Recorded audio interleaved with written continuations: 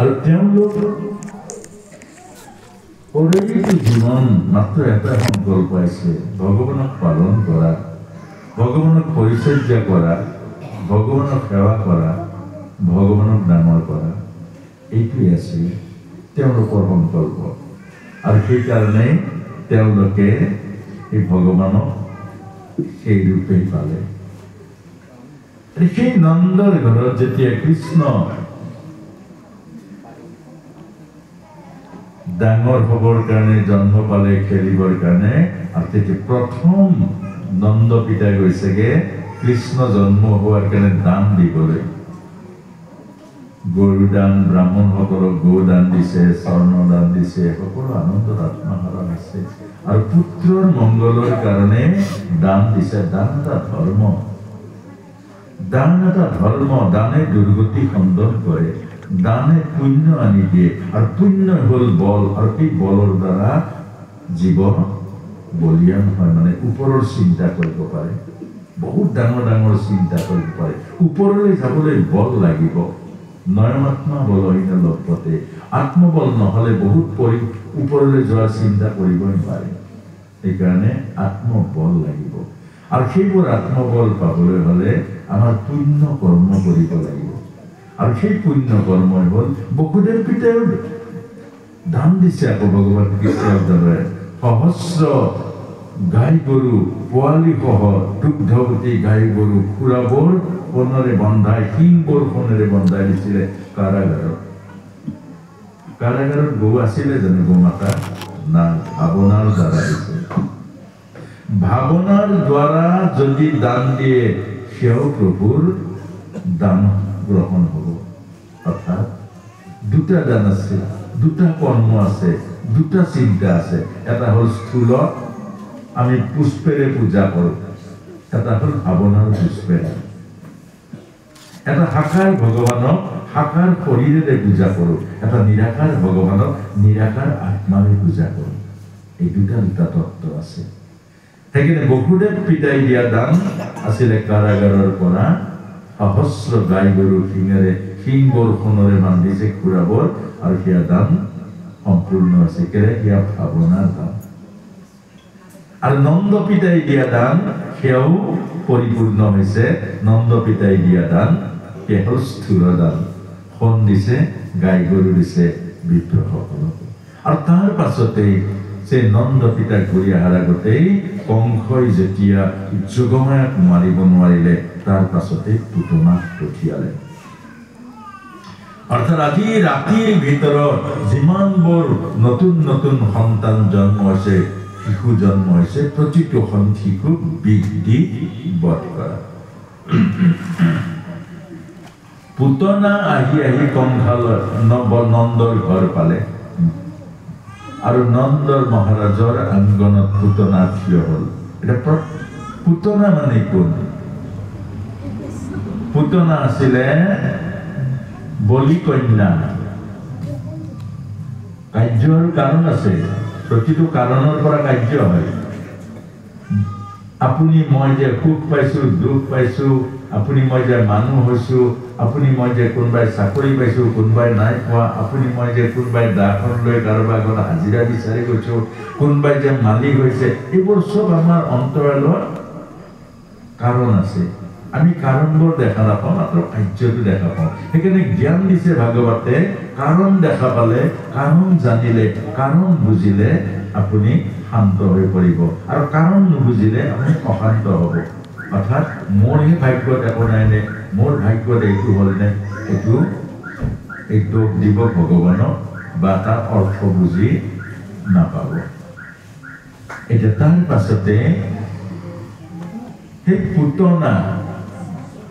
বলিৰ কন্যা আছিলে। এই ল'ৰাখিনি মাজত কেলে উঠিছে বাৰু? অথনি কৈছিলোঁ না উঠি যাবলৈ,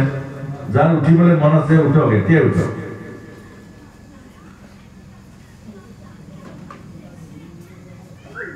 আৰু উঠিব লগা আছে নেকি? যেতিয়া বামন ভগৱানে বলিক চলিছিল তিনিপদ ভূমিৰ মাজ কাৰণে, আৰু সেই বামন ভগৱানে যেতিয়া ভগৱানৰ বা বলি ৰাজ হ'বলৈ গৈছিলে, বতু আছিলে, অকমানি আছিলে আৰু সেই অকমানি বামন ভগৱান জ্যোতিময় আছিলে তেজময় আছিলে অত্যন্ত সুন্দৰ আছিলে ৰূপ ফুটি যাওঁ ফাটি যাওঁ এনেকুৱা আছিলে তেওঁ চৰণ যুগল আছিলে অকণ ধ্বজব্ৰজৰ আতুল আৰু তেতিয়া সেই বলিৰ কন্যাই দেখাৰ লগে লগে ভাবিছিলে সংকল্প কৰিছিলে যে মোৰ এনেকুৱা এটা যদি পুত্ৰ হ'লহেঁতেন এনেকুৱা এজন পুত্ৰ যদি মোৰ কোলালে আহিলেহেঁতেন মোৰ স্তনৰ অমৃত পান কৰিলেহেঁতেন মোৰ জনম জীৱন মাতৃত্বৰ জীৱন পৰিপূৰ্ণ হ'লহেঁতেন এই আশা এই সংকল্প আৰু লগে লগে বামন ভগৱানে গ'ল তথাস্তু ভগৱান আমাৰ হৃদয়ত আছে অন্তৰ্যামী ৰূপে আৰু সকলো তেতিয়া ভগৱানে সেইটো কথা স্বীকাৰ কৰিলে আৰু যেতিয়া বিৰাট বল বলিক চলনা কৰিলে নাক পখেৰে বান্ধিলে তেতিয়া এই বলিৰ এই কন্যাগৰাকীয়ে ইমান চলনাময়ী ই এনেকুৱা ৰাক্ষস গতিকে এক মই বিষ দি মাৰিলোহেঁতেন ভগৱানে তথাস্তু দুটা সংকল্প গ্ৰহণ কৰিলে আমাৰ ভগৱান তেনেকুৱাই আপুনি বিষ দিয়ক ভগৱানে গ্ৰহণ কৰিব আপুনি অমৃত দিয়ক ভগৱানে গ্ৰহণ কৰিব আপুনি কওক মই নৰকলৈ যাম ভগৱানে গ্ৰহণ কৰিব যা তোৰ মনোবাঞ্ছা পূৰণ হওক আপুনি যদি ভাবে মই স্বৰ্গলৈ যাম যা তোৰ স্বৰ্গলৈ যা মনোবাঞ্ছা পূৰণ হওক সেইকাৰণে ভগৱান হ'ল কল্পতৰু যি খোজে তাকেই পাব আৰু সেই হ'ল পুতনা আৰু সেই স্তনত বিষ লৈ আনিছে পুতনা হ'ল ৰাক্ষসী কিন্তু পুতনা ৰাক্ষসী ৰূপে গ'ল জানো নাই যোৱা কেনেকৈ গ'ল দীপলি সুন্দৰী আমাৰ সংসাৰখনো দেখিবলৈ সুন্দৰ কিন্তু গোটেই সংসাৰতে বিষবোৰ আছে সংসাৰৰ মাজত বিষ আছে আপুনি পুত্ৰক যিমান সুন্দৰ দেখিব পুত্ৰৰ প্ৰতি যিমান আকৰ্ষণ হ'ব সেই পুত্ৰই আপোনাক এদিন বিষ দিব আপুনি পত্নীক যিমান সুন্দৰ দেখিব পত্নীৰ প্ৰতি যিমান আসক্ত হ'ব আৰু সেই পত্নী এদিন আপোনাক কন্দুৱা আপোনাৰ যে নাতিটো দেখিছে নাতি নাতিনী বয়স হোৱাৰ পাছত নাতি নাতিনী এয়াও পুতনা বহুতে চব খাই যাব এয়াও পুতনা অন্তিমত প্ৰভুৰ নাম ল'ব লাগে প্ৰভুৰ চিন্তা কৰিব লাগে সেই নাতিনী দুটি পুতনাৰ মায়ে আপোনাৰ আধ্যাত্মিক জীৱনটো খাই পেলাব নাতিনীৰ মৰমত গুৰু সেৱা বাদ দিব ঈশ্বৰৰ নাম যদি লৈছিলে সেইটো বাদ দিব আৰু সেইটোৱে পুতনা আধ্যাত্মিক জীৱনটো খাই পেলাব পাছত নৰকলৈ যাব লাগিব এইটোকে বুজাইছে পুতনা সংসাৰৰ বিষ এই কালকুট বিষতকৈ ভয়ানক কালকুট বিষ খালে এবাৰ মাৰে যেতিয়া আপোনাৰ পুত্ৰই ক'ব তোমাক চিনি নাপাওঁ যেতিয়া কন্যাগৰাকী কাৰোবাৰ ঘৰলৈ পলাই যোৱাৰ পাছত যেতিয়া পিতৃক ক'ব তোক মই চিনি নাপাওঁ যেতিয়া পুত্ৰই আহি আপোনাক যেতিয়া ক'ব মটৰচাইকেল জীৱনৰ কেলে জন্ম দিছে ওলা ঘৰৰ পৰা ইয়াতকৈ বিষ চাইনাইত বিষতকৈ ভয়ানক বিষ এইটো কৈছে মায়া এই পুতনা আমাক কৈছে পুতনা ৰাক্ষসী অৰ্থাৎ এই সংসাৰখন মায়া কিন্তু দেখাত ৰাক্ষসী নহয় দেখাত বৰ সুন্দৰ সেইকাৰণে মা যশোদাই কোলাত তুলি দিলে ৰাক্ষসীৰ কোলাত তুলি দিলে আৰু আমিও এই ৰাক্ষসীৰ কোলাত তুলি দিওঁ জীৱটো তুলি দিওঁ নাম ল'ব লাগে প্ৰভুৰ চিন্তা কৰিব লাগে কৰিব লাগে আৰু আপুনি মৰিবৰ কাৰণে নাম 60 বছৰ পাছতো কৰিব নালাগে আকৌ লৰাই ক'লে যে নাই পাঠংগলৈ নাযাওঁ নামঘৰলৈ নাযাওঁ ভাগৱত গ'লে কি পায় গৰুকেইটা আনন্দিয়া কৰক কেলে লাগে গৰু আপোনাক গোটেই জীৱনটো গৰুৰ আজ্ঞা পালন কৰিলে গোটেই ল'ৰাৰ জীৱনটো খোৱালে তাৰপাছতে বুঢ়া কালতো আকৌ তেওঁলোকে বোৱাবলৈ যত্ন কৰিছে ভাগৱতলৈ যাব নালাগে পাঠংগলৈ যাব নালাগে ল'ৰা ছোৱালী আনন্দিয়া কৰক নাতি নাতিনীৰ পাছত লাগো তৰিব মানে কি আৰু আপোনালোকে ভাবিছে পিণ্ড দিলে তৰিব দেখিছে ল'ৰা ছোৱালী পিন্ধি দিলে বা জীয়াই থকা বাপেকক খবৰ অন্নমুঠি খালে নাই জীয়াই থকা বাপেকক বুঢ়া বাপেক এটা ৰুমত পৰি আছে এবাৰ গৈ বোলে চৰণ অকণমান দবাই দিওঁ বুঢ়া মানুহ পিঠিখনকে অকণমান হেঁচুকি দিওঁ কষ্ট পাইছে আপোনাৰ লগত পত্নী আছে পুত্ৰ আছে চব আছে দেউতাৰ লগত কোন আছে এই বুঢ়াটো তাত পৰি আছে আৰু সেইজনক আপুনি এবাৰ তাৰ অন্তত খোৱাৰ আগত ৰুমলৈ যাওক দেউতাৰ কথা ভাবক দেউতাৰ খবৰ গা মোৰ পিটিকি যাওক সেয়াহে পুত্ৰ সেইবোৰ খবৰ নাই কৰবাৰ পৰা আহিলে অন্তত দেউতাই অন্নমুঠি খালে নাই মা দেউতাই খালে নাই সেইটো নুসুধিলে আৰু আপুনি পিণ্ড দিব বৈকুণ্ঠলৈ পঠিয়াব কেনেকৈ পঠিয়াব আনক দেখুৱাবৰ কাৰণে 10 জোৰা গাইন বাইন আনি বজাব পাৰিব তাত শ্ৰদ্ধা আৰু ভক্তি নাথাকিব আৰু সেইকাৰণে কৈছে এইটো মায়া একেবাৰে ফটোখনৰ তলত লিখে স্বৰ্গীয় ফটোৰ তলত লিখিলে স্বৰ্গীয় স্বৰ্গ পাই যায় গোটেই জীৱনটো কান্দিলে ঘৰত স্বৰ্গৰ সুখটো বেলেগ কথা গৃহস্থিৰ সুখ নাপালে গোটেই জীৱনটো নৰক ভোগ কৰিলে আৰু ফটোৰ তলত লিখিছে আপোনাৰ স্বৰ্গীয় এটি মায়াত বন্দী কেতিয়াও নহব মায়াত বন্দী নহব সেইকাৰণে কৈছে মা যশোদাই চিনি নাপালে আপোনাক মোক বুজাইছে মা যশোদাই চিনি নাপালে সেইকাৰণে পুতনাৰ হাতত দিছে আৰু আপুনি ময়ো যাতে পুতনাৰ মায়াৰ হাতত জীৱনটো কপি নিদিওঁ কোটি কোটি জন্মৰ ফলত কোটি জন্মৰ ফলতে মানৱ জীৱন লাভ কৰিছো 84 লক্ষ জনী স্থাবরে বিংশতি লক্ষকম জলজনবলক্ষকম কৃমিগঞ্চ রুদ্রাঞ্চ 30 লক্ষণাঞ্চ পক্ষিণাঃ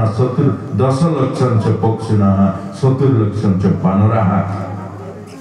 তত মনুষ্যতাং প্রাপ্তি এই 84 লক্ষ জনী জীৱই ঘূৰি ঘূৰি এই মানৱ শৰীৰ লগ পাইছে মুক্তিৰ কাৰণে এই মানৱ শৰীৰত মুক্তিৰ দুৱাৰ আছে আৰু কোনো শৰীৰত নাই সেইকাৰণে ব্ৰহ্মা আদি দেৱতাসকলে বাঞ্ছা কৰে মানুহ হ'বৰ কাৰণে আৰু মানৱ জন্ম পোৱাৰ পাছত মানৱ শৰীৰ পোৱাৰ পাছত আপুনি মুক্তিৰ কাৰণে লালায়িত নহয় আপুনি উদ্ধাৰৰ কাৰণে লালায়িত নহয় জন্ম মৃত্যু চক্ৰৰ পৰা উদ্ধাৰ পাবৰ কাৰণে লালায়িত নহয় কি লাগে আপোনাৰ কি লাগে সেইকাৰণে পগলা মন এই মন পগলা চিকিৎসা কৰক মন এই পগলা মনৰ চিকিৎসা হল শ্ৰীমদ ভগৱত গীতা আৰু ভাগৱত তেজপুৰৰ বাৰীতে ৰাচিত আছে সেইটো পগলা মানুহৰ চিকিৎসা আৰু এই পগলা মনৰ চিকিৎসাটো হল এয়া ভাগৱতৰ গীতা সেইকাৰণে পুতনা তোমাক আগতেতো দেখা নাছিলো যশোদাই কৈছে তোমাকতো আগতে ইয়াত দেখা নাছিলো মই মথুৰাৰ পৰা আহিছো সেইটো কথা আপোনাৰ পোনাকণ গোৱা শুনি আহিছো অকণমান একলা ল'ব দিব নাই লোৱা মই কৰ্পূৰ তামোল আনো তুমি মোৰ প্ৰাণৰ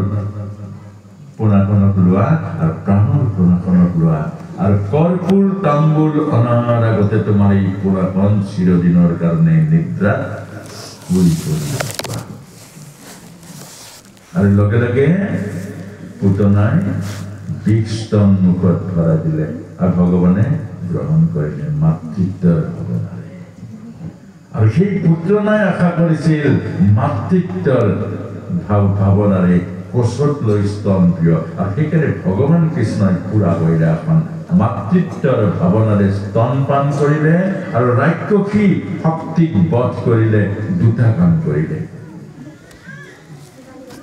এটা কৰিলে ৰাক্ষসী শক্তিক পুতনাৰ বধ কৰিলে আৰু এটা মাতৃত্বৰ মুক্তি দিলে অৰ্থাৎ ভগৱানৰ নামাৰে ভগৱানে তৰাই মনত ৰাখিব ভগৱানত মৃত্যু নাই অমৃত আছে কিন্তু অপঘাতে নমৰিব ভালকে মৰক সেইটোকে কৈছে দুটা মৃত্যু এটা হল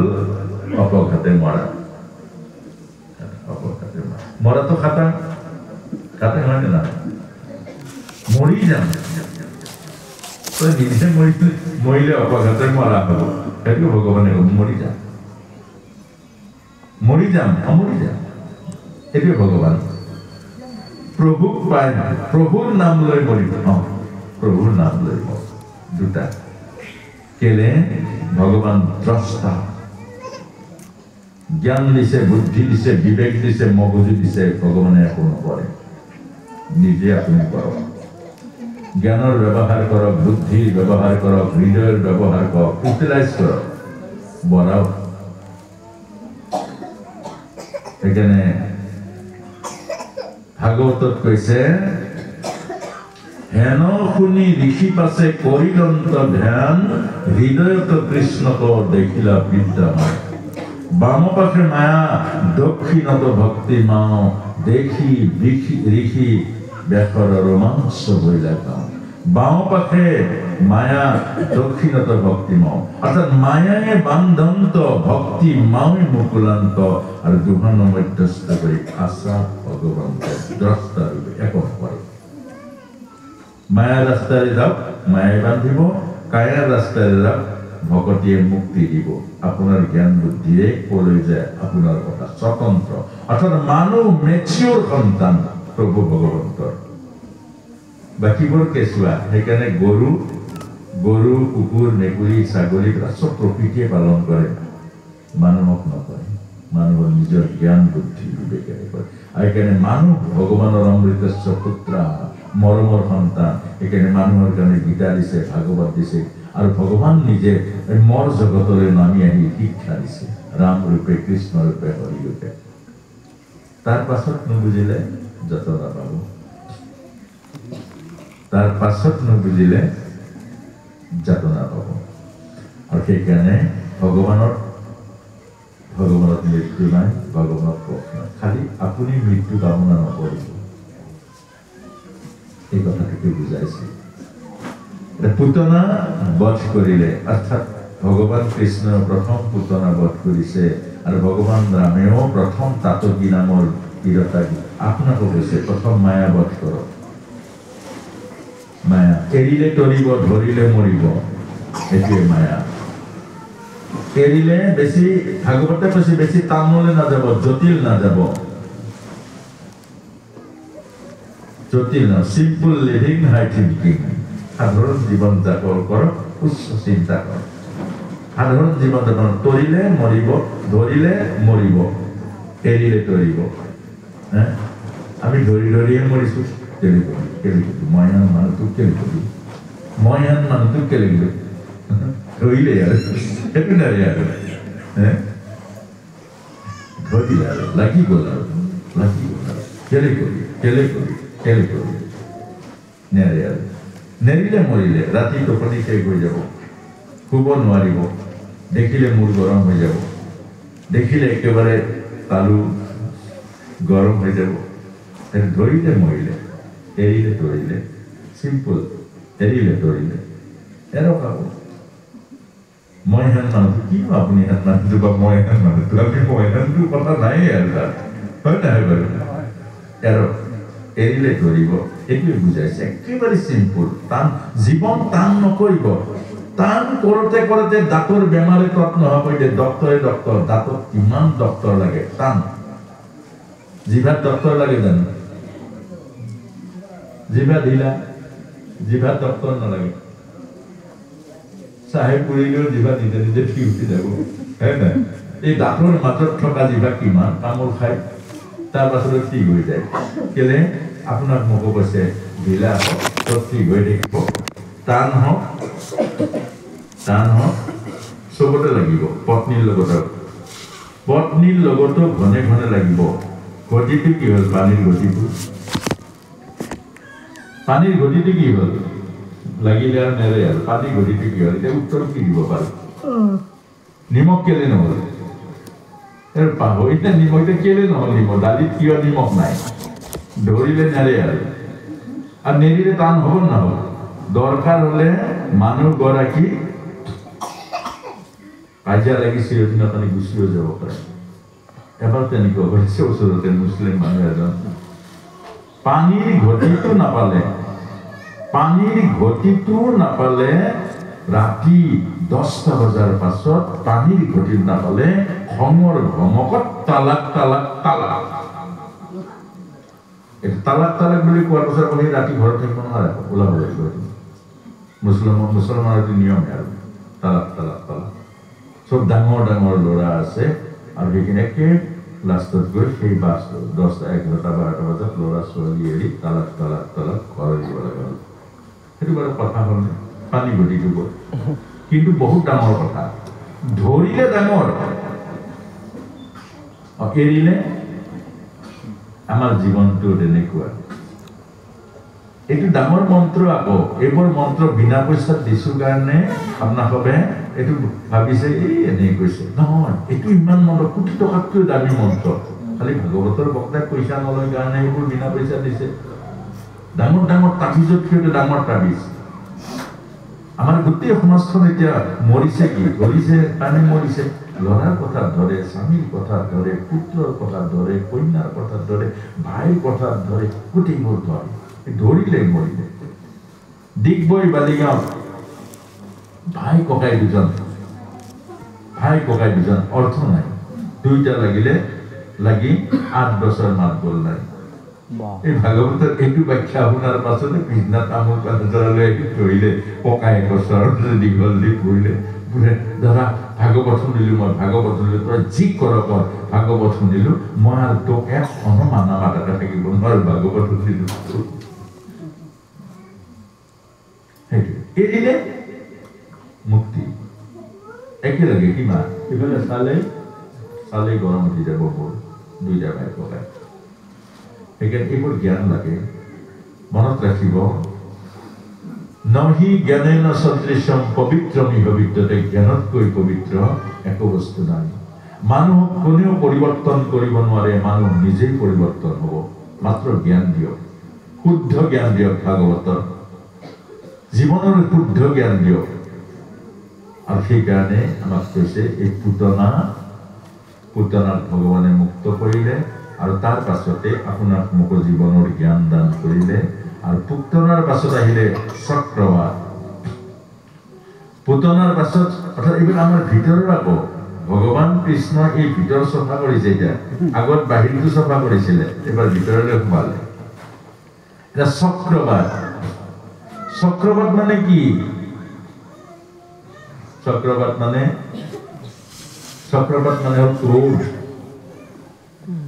চক্ৰবাদ কেনেকৈ আপোনাৰ ৰাসত দেখিছে গকুল অন্ধকাৰ কৰি আহিছে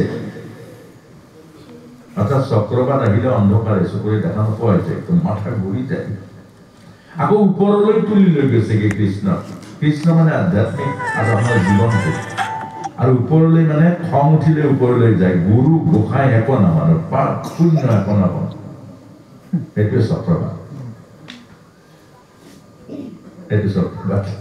এবাৰ খং উঠিলে 10,000 আধ্যাত্মিক চেতনাৰ কোষ চেল মৰি যায় तार पाছত কয় अरे स्वामी जी आप तो इतना सुंदर सुंदर प्रवचन करते हो हमारा दिमाग में रहता नहीं अरे तेरा तो दिमाग जला दिया खम करी करी दिमाग जलाई दिसे এতিয়া চেতনার কোষবোৰ মৰি গৈছে ক'ত মনত থাকিব ऐसे क्रोध करने से क्या मिलता है भाई जो मिलता है करो जी पाई किबा लाभ হয় কর কি অসুবিধা আছে খং করিলে কি পাই क्रोध से क्या मिलता है कुछ भी नहीं मिला फिर भी क्यों करते हो पास जुदी एको निमिले ना पाए दियासलाई जैसा दियासले का काठी जैसा ऐसा क्रोध है এটা দিয়াচলাৰ কাঠি যেনেকুৱা খংটো তেনেকুৱা আনক জ্বলাব নজ্বলাব নিজে কিন্তু জ্বলিব আনক জ্বলাব নজ্বলাব নিজে জ্বলিব নাই জ্বলিব আজিৰ পৰা অৰ্থাৎ জ্ঞানী মানুহে যেতিয়া দেখিব ডিঙিত সাপ এটা উঠি আছে সাপটো গুচাব এইটো জ্ঞানী মানুহ মানে জীয়া মানুহ আৰু যদি ওই ডিঙিটোৰ সাপ এটা উঠি আছে উঠি যাও এইটো মৰা মানুহ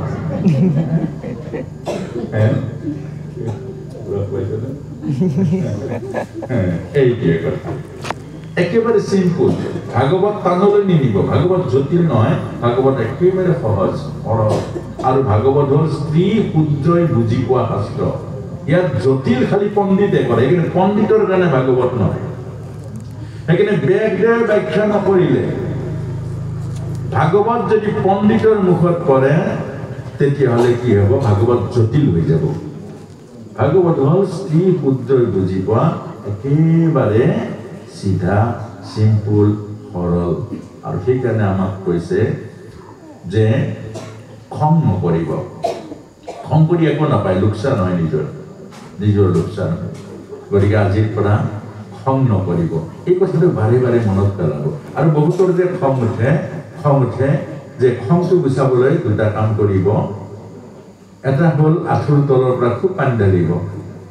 প্ৰথমতে বহুতে মূৰত পানী ঢালে মূৰত নাঢালিব মূৰ গৰম হৈ যাব আঁঠুৰ তলৰ পৰা খুব পানী ঢালিব এইটো মানে সামূহিয়া এইটো ডাঙৰ ঢোল লাগি যায় পানীত অৰ্থাৎ কৈছে চৰণত বিষ্ণু আছে প্ৰত্যেকৰে চৰণত বিষ্ণু আছে আৰু সেইকাৰণে আমাৰ চৰণত বিষ্ণু আছে বিষ্ণু মানে হ'ল শান্ত সন্ম আৰু সেইকাৰণে প্ৰথম চৰণ ধুব সেইটোৱে হ'ল বিষ্ণুৰ চৰণ আৰু খুব চৰণত পানী ঢালিব আৰু দ্বিতীয়তে খং উঠিলে আজিৰ এই কথাটো মনত কৰিল খং কাৰণে যে কৃষ্ণ হি মিলতা হে নুকচান হৈ যাতা খং কৰিলে একো নাপায় এটা খং উঠিলে 10,000 চেতনাৰ কোষ মৰি যায় গতিকে আজিৰ পৰা এইটো গুৰু মন্ত্ৰ বুলি ভাগৱতৰ মন্ত্ৰ বুলি আৰু বহুতে এনেকৈ মানে 1000 টকাত পাবি যাব এইটো মনত পেলাব যে সেইটোৱে এতিয়া আমাৰ আহিলে চক্ৰবাদ এই চক্ৰবাদ গোকুল অন্ধকাৰ কৰি আহিলে তাৰ পাছতে ভগৱান কৃষ্ণক ওপৰলৈ লৈ গ'ল অৰ্থাৎ তাৰ পাছতে ভগৱান কৃষ্ণই ডিঙিত চেপি চক্ৰবাদক বধ কৰিলে কৃষ্ণ মানে আমাৰ আধ্যাত্মিক শক্তিটোৱেই কৃষ্ণ আৰু এই শক্তিয়ে আধ্যাত্মিক জগত কণ্ট্ৰল কৰি আছে নিয়ন্ত্ৰণ কৰি আছে এজন মানুহ মহাত্মা বনি গৈছে এজন মানুহ ঈশ্বৰ বনিছে এজন মানুহ ডকাইত হৈ গৈছেগে এজন মানুহ ভয়ানক অসুৰ হৈ গৈছেগে এজন মানুহ কৰোৰ টকা কমাইছে ক'ৰ পৰা এইটোকে কৈছে আমাৰ ভিতৰত থকা যিটো শক্তি যিটো এনাৰ্জি আৰু সেইটো এনাৰ্জি হ'ল চিন্ময় তত্ত্ব বা চিত এনাৰ্জি তাকে পৰাশক্তি বুলি কৈছেগে গতিকে সেইটো আমি যদি জগাব পাৰোঁ সেইটো যদি আমাৰ ভিতৰৰ শক্তিটো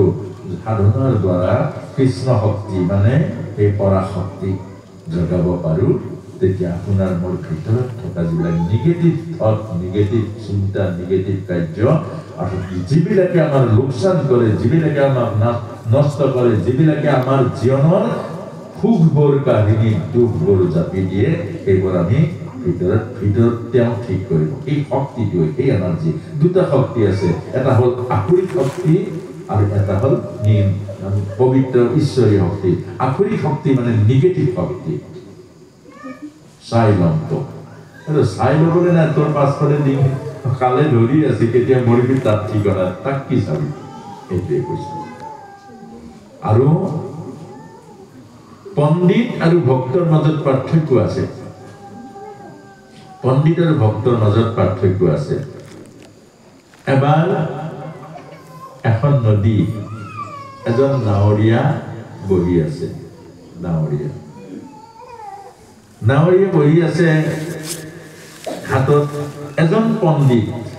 সেই পণ্ডিতজন গ'ল পণ্ডিতজন ক'লে হেৰা নাৱৰীয়া নৈখন মোক পাৰ কৰি দিব পাৰিবানে বোলে প্ৰভু আহক মোৰ এইটো কামেই নহয় তাৰপাছতে নাৱৰীয়া নাওখনত বহি অলপ দূৰ গ'ল তাৰপাছতে নাৱৰীয়াজনক সুধিছে হেৰা নাৱৰীয়া তোমাক কথা এটা সুধোৱে বোলে প্ৰভু কওক কি কথা বোলে সৌৰজগত কাক কয় কোৱাচোন এইটোৱে পণ্ডিত অৰ্থাৎ পণ্ডিতৰ কথা কি কোনোবা সোধক নুসুধক কম লাগি থাকে আৰু কিবা কিবি এই জ্ঞানবোৰ জাহিৰ কৰো লাগি থাকে আৰু সেইটো হ'ল পণ্ডিত আৰু তাৰপাছতে কৈছে প্ৰভু আমি ইমান নাজানে নাও চলাইহে খাওঁ আৰু দিনটো নাও চলাওঁ গধূলি আৰু খাওঁ কিন্তু কথা এটা জানো আকৌ বলে কি জানে বলে ৰাতিপুৱা সূৰ্য উদয় হয় আমাক কয় বিছনাত ত্যাগ কৰি আৰু সূৰ্যটো নৰোৱাকে গৈ থাকে আমাক দিনটো কাম কৰিবলৈ কয় আৰু এদিন সূৰ্যটো অস্ত যায় দিনৰ শেষত আৰু আমাকো কাম সামৰি ঘৰত আহি এমুঠি খাই নাক বজাই শুই থাকিবলৈ কয়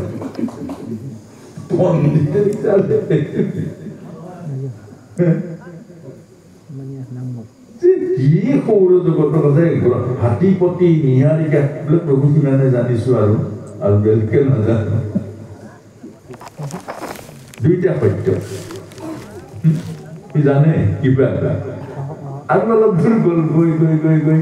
যে পালে আকৌ ক'লে হেৰা ৰবা ঠিক আছে তুমি কোৱাচোন ৰসায়ন শাস্ত্ৰ কাক বোলে ৰসায়ন শাস্ত্ৰ শিকিলে প্ৰভু আৰু ইমান ডাঙৰ কথা নাজানো কৈছো নহয় নাও চলাই গাওঁ কিন্তু এটা কথা জানো আকৌ বোলে কি জানা বোলে কুঁহিয়াৰৰ পৰা ৰস হয় ৰসটো পগালে গুড় হয় আৰু ঝুলা মিঠৈটো দৈ গাখীৰ আৰু কোমল চাউল খাব কেনেকুৱা মজা চাই ল'ব ৰসায়ন শাস্ত্ৰ কি কোন কুঁহিয়াৰৰ মিঠৈ ঝুলা মিঠৈ কি কথা কৈছে বোলে সেইটোৱে জানিছো সেইটোৱে কৈছো কিমানে জানিছো সিমানটোৱে জনাটোহে কমান আৰু অলপ দূৰ গ'ল গৈ নদীখন ডাঙৰটো গৈ সেইখন পালে সেইখন ক'লে বাৰু ঠিক আছে তুমিতো নোৱাৰে মই জানো আৰু তোমাৰ আৰু এইখন তোমাৰ ঠিক আছে তুমি আৰু এটা কোৱাচোন বাৰু টাইমটো পাছ কৰিছো বুজা তোমাৰ মানুহৰ লগত কথা পাতিবই নাপায় তথাপিতো টাইমটো পাছ কৰিছো বহুত পণ্ডিতৰ অৰ্থ হ'ল যি মানুহক তুচ্ছ কৰে সেইটোৱে পণ্ডিত জানিব যিয়ে মানুহক তুচ্ছ কৰে এইজন পণ্ডিত যি মানুহক তুচ্ছ নকৰি নিজে সৰু বুলি ভাবি নিজে অজ্ঞানী বুলি সকলোকে জ্ঞানী বুলি ভাবে এইজন ভকত তাৰ পাছতে ক'লে বাৰু ঠিক আছে তুমি কোৱাচোন স্বৰ কেই প্ৰকাৰৰ স্বৰ কি শংকৰ গুৰুৱে যেনেকৈ এই গংগা নমাই আনিছিলে আকাশী গংগা টানছেনে পানী গংগা সি এইটো ওচৰত কৈছে আৰু স্বৰ কেই প্ৰকাৰ আৰে প্ৰভু এইটো চবে জানে আমাৰ গাঁৱৰ ল'ৰা ছোৱালীও জানে আৰু ময়ো জানো সেইবোৰ বোলে কি কাণতলীয়া স্বৰ বন্দা স্বৰ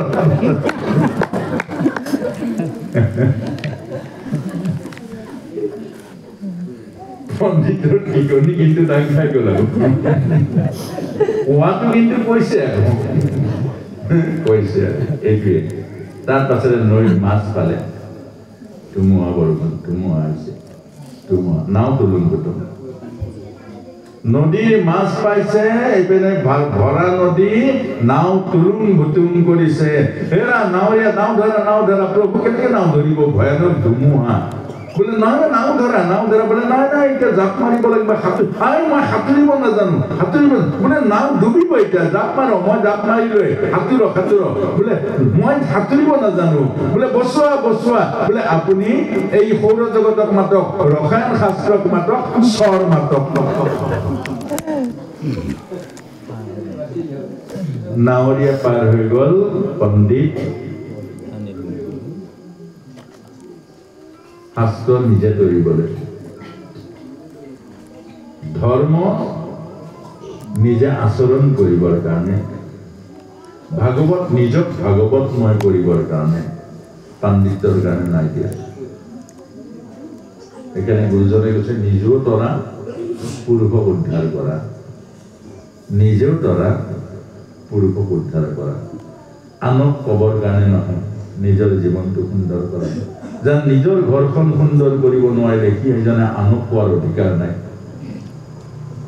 যি নিজৰ জীৱনটো ভাগৱতময় কৰিব নোৱাৰিলে ধৰ্মৰ মাজেৰে আগবাঢ়িব নোৱাৰিলে ধৰ্মৰ মাজেৰে জীৱন সুন্দৰ কৰিব নোৱাৰিলে সেইজনে আনক ধৰ্মৰ উপদেশ দিয়াৰ অধিকাৰ নাই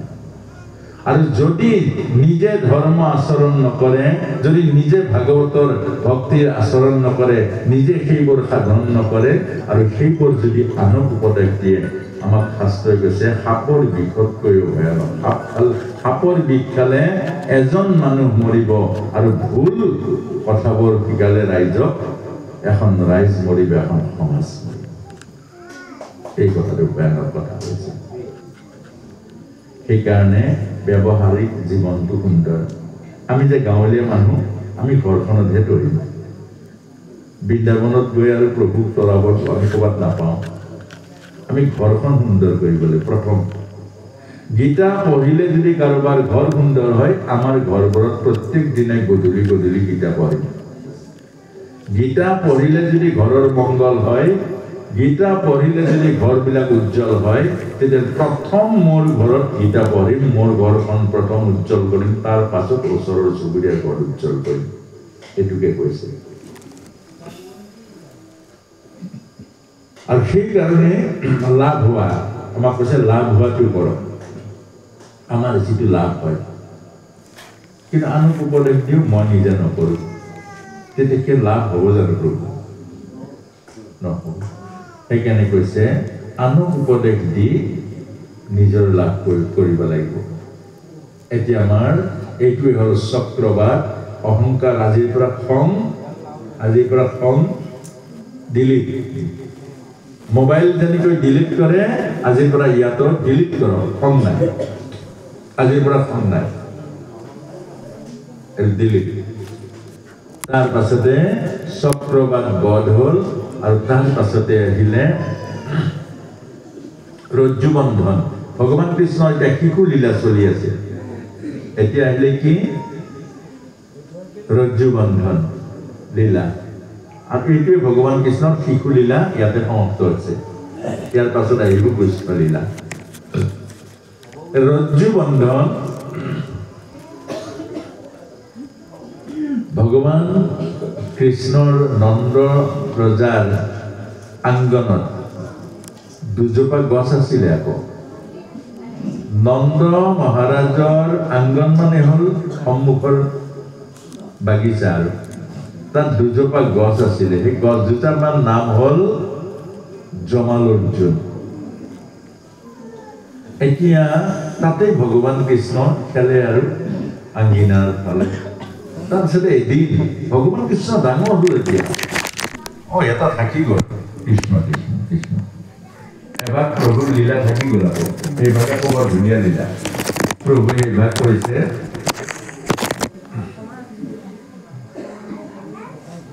সকলো বহি দিয়কচোন বহি দিয়ক পাছফালে আমনি নকৰিব এই লীলা এভাগ থাকি গ'ল যে আপোনাৰ খবৰ আমনিতে থাকিলে এই মাজে মাজে উঠা বহা কৰি থাকিলে মনটো ভাগৱত ব্যাখ্যা হ'ব লাগে হৃদয়ৰ পৰা ইয়াৰ পৰা ব্যাখ্যা হ'লে আপোনাৰ খবৰো হৃদয়ত নোসোমাব আমাৰো প্ৰভুৰ লীলা অৰ্থাৎ ভাগৱত আপোনাৰ হবে প্ৰথম স্কন্ধৰ পৰা চিৰিয়েলকে গৈছোঁ দুই এটা থাকি গ'লে বেয়া হ'ব নহয় এতিয়া প্ৰথম ভগৱান কৃষ্ণৰ পুতনা বধৰ পাছতে শকত ভঞ্জন আছিলে প্ৰভু বস্তু চাই যাব ফটকে থাকি গ'লে এনে আমি চব ব্যাখ্যা নাই কৰা যিটো আমাৰ জীৱনৰ কাৰণে উপযোগী সেইখিনিয়ে কৰিছোঁ আৰু সেইকাৰণে ভাষাদিনা ভাগৱতত আকৌ 18,000 শ্লোকৰ ভাগৱত পাঠ কৰিব লাগে বেলেগকে তেতিয়া পূৰ্ণ ভাগৱত অৰ্থাৎ পুতনা বধৰ পাছত শকত ভঞ্জন মানে ভগৱান কৃষ্ণ পাল্টি মাৰিলে মাকে চাই নাথাকে জানো চাই থাকে কেতিয়ানো অট্টু লৰাব কেতিয়ানো হাঁহি মাৰিব কেতিয়ানো হাতখন দাঙিব অপলক নেত্ৰে চাই থাকে আকৌ মা যশোদাৰ লগত কৃষ্ণ কিমান চাইছে আৰু যেতিয়া পাল্টি মাৰিলে সেইটোকে ডাঙৰ এটা পাৰ্টিৰ দিহা কৰিলে দধি মাখনবিলাক এইবিলাক সকলো চব গাড়ী ভৰালে গৰু গাড়ীত আগত তেনেকুৱা গাড়ী নাই নহয় গৰু গাড়ী ডাঙৰ আৰু আগত গৰু গাড়ীত ভৰালে আৰু চববোৰ লৈ গৈ গোহালি যিসকল আছে সকলোকে লৈ গ'ল আৰু ভগৱান কৃষ্ণক গাড়ীৰ তলত খুৱাই গ'লে গাড়ীৰ তলত চাহ আৰু চাহ খুৱাই থৈ চব দধি মাখন এইবোৰ বিলাইছে চবে খাইছে আনন্দ কৰিছে ফূৰ্তি কৰিছে আৰু ভগৱান কৃষ্ণই এটা কোবত সেই অকণ চৰণ ৰাতুল চৰণ ধ্বজব্ৰজ অংকুশযুক্ত গৰু মাৰি দিলে গাড়ীখন লুটি খাই গ'ল গৰু মাৰি দিলে গাড়ীখন লুটি খাই গ'ল গাড়ীখন হ'ল এইখন গাড়ী গৌৰ মানে হ'ল কৃপা ভগৱানৰ গৌৰটো মানে আমাৰ সংসাৰৰ চব উল্টা গৌৰ মানে কৃপা আপোনাক যদি ভগৱানে কৃপা কৰে আজিৰ জীৱন অৰ্থাৎ সংসাৰী মানুহ মৰিবলৈ যোৱা মানুহ আপোনাৰ অমৰত্ব ৰাস্তালৈ আধ্যাত্মিক জীৱন দিব প্ৰভু আধ্যাত্মিক জীৱন মানে অমৰ জীৱন নমৰে সংসাৰী প্ৰতিটো ৰাস্তা যিমান আছে ধনী দুখীয়া বামুণ সুদূৰ কোচ কলিতা যিমান আছে এই ৰাস্তাটো মৰা ৰাস্তা চবে মৰিব আৰু সেইকাৰণে এই ৰাস্তাটো কেতিয়াও মান সন্মানৰ ৰাস্তা নহয় কোনে সন্মান কৰক তেওঁৰ কাৰণে কৰিছে আপুনি সন্মান কৰক আপোনাৰ কাৰণে সন্মান ল'ব নল'ব কিন্তু এই দেহটোত 20টা মূত্ৰ আছে গোসাঁই হ'লেও আছে ব্ৰাহ্মণ হ'লেও আছে চব আছে এটা 20টাৰ টেংকি আছে এটা মূত্ৰৰ টেংকি আছে কাণেৰে লেতেৰা ওলাইছে চকুৰে লেতেৰা ওলাইছে এই দেহটো পচা দেহৰ মান সন্মানৰ কি অৰ্থটো আছে জানি কিবা সেইকাৰণে দেহটো হ'ল মৰিবলৈ যায় শ্মশানত সেইকাৰণে মৰিবলৈ যোৱা জীৱটোৰ কি কাম আছে মৰিবলৈ যোৱা মানুহৰ কি কাম আছে মৰিবলৈ যোৱা মানুহৰ এই কাম আছে অমৰত্বৰ ৰাস্তাৰে আৰু জীৱক বচোৱা অৰ্থাৎ মৰিবলৈ যোৱা মানুহ বচাবলৈ যত্ন কৰিব লাগে এই পৰীক্ষিতে আহি এইটোৱে প্ৰশ্ন কৰিছে গুৰুদেৱ মৰিবলৈ যোৱা মানুহে কি কৰা উচিত মৰিবলৈ যোৱা মানুহে আধ্যাত্মিক সাধনা কৰা উচিত কেলে সেইটো নমৰা এটা হ'ল মৰা এটা হ'ল নমৰা সংসাৰৰ ৰাস্তাটো মৰা আৰু আধ্যাত্মিক ৰাস্তাটো নমৰা এইটোৱে আমাক কৈছে আৰু সেইটোৱে কৈছে কৃষ্ণৰ কৃপা এই কৃষ্ণৰ কৃপাই একনাথ কৰিছে স্বামী বিবেকানন্দ ভাৰত থাকে মানে স্বামী বিবেকানন্দ নমৰে হয় নে নহয় ভাৰতবৰ্ষ থাকালৈকে স্বামী বিবেকানন্দ মৰিব জানো শংকৰ গুৰুজনা মৰিব জানো বুদ্ধ মৰিব জানো মীৰাবাই যাক নেকি পাগলী বুলি কৈছিলে বিষ দিছিলে জানাই পাগলীজনীক মাৰি পেলাওঁ বুলি সেই মীৰাবা আজি জিলিকি আছে ভাৰত থাকে মেলি থাকিব আৰু বাকীবোৰ চব মৰি ভূত হৈ গ'ল কাৰো নাম নাই সেইকাৰণে এটা মৰা ৰাস্তা এটা নমৰা ৰাস্তা আৰু সেই নমৰা ৰাস্তাটোৱে হ'ল ঈশ্বৰৰ কৃপা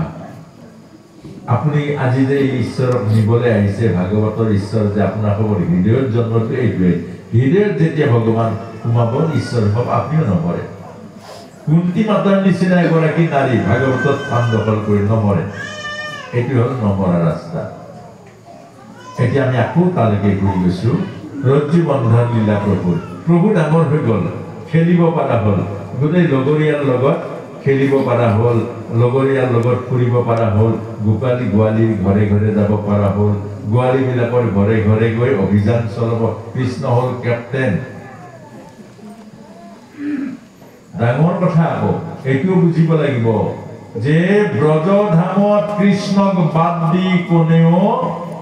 একো নকৰে এইকাৰণে ব্ৰজধাম কৃষ্ণৰ নিত্য লীলা আমি কৃষ্ণক বাদ দি চব কৰোঁ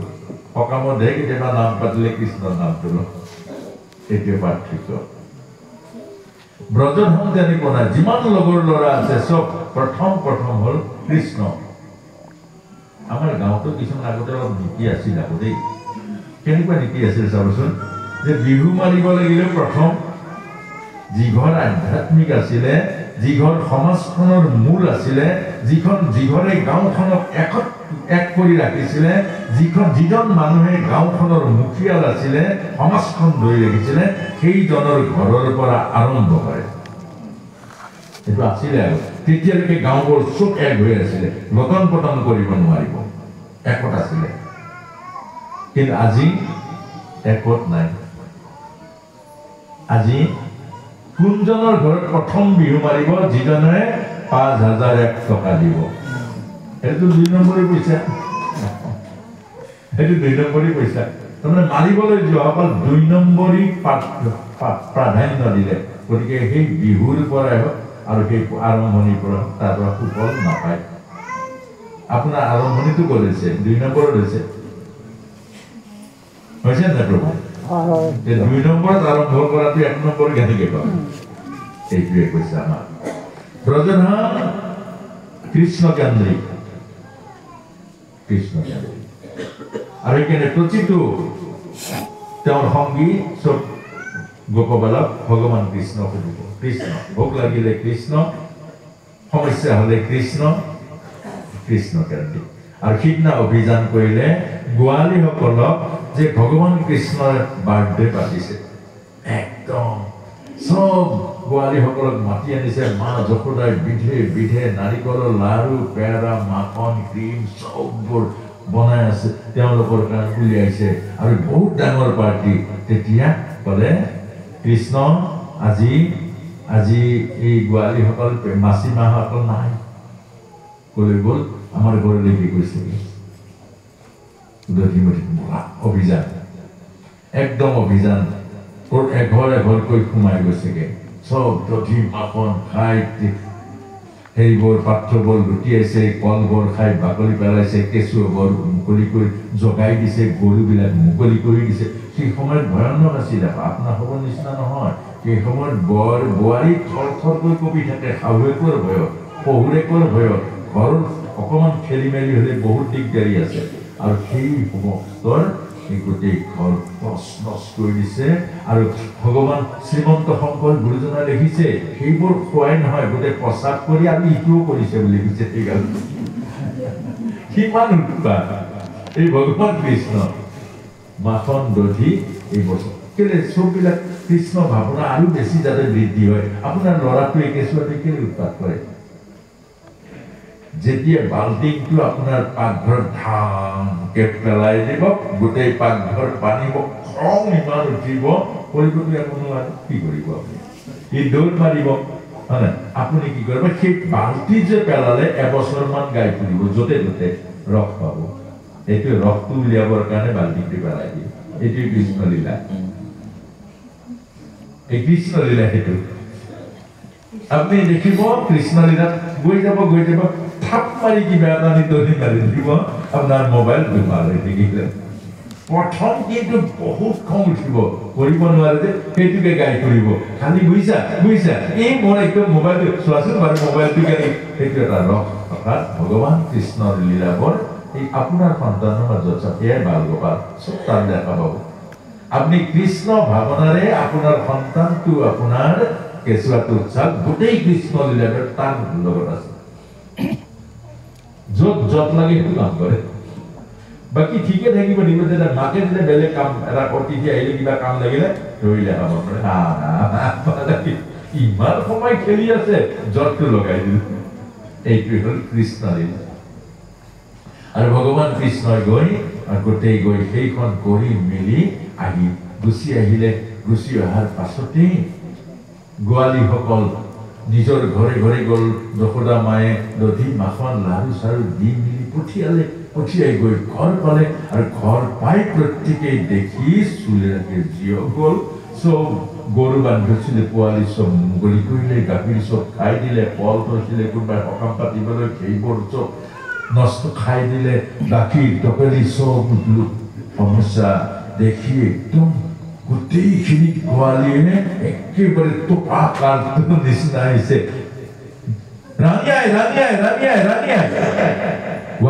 এতিয়া গৈছিলেহে মই গাখীৰ চাখীৰ দি গৈছিলো একদম এনেকুৱাকে বোলে কি হ'ল নহয়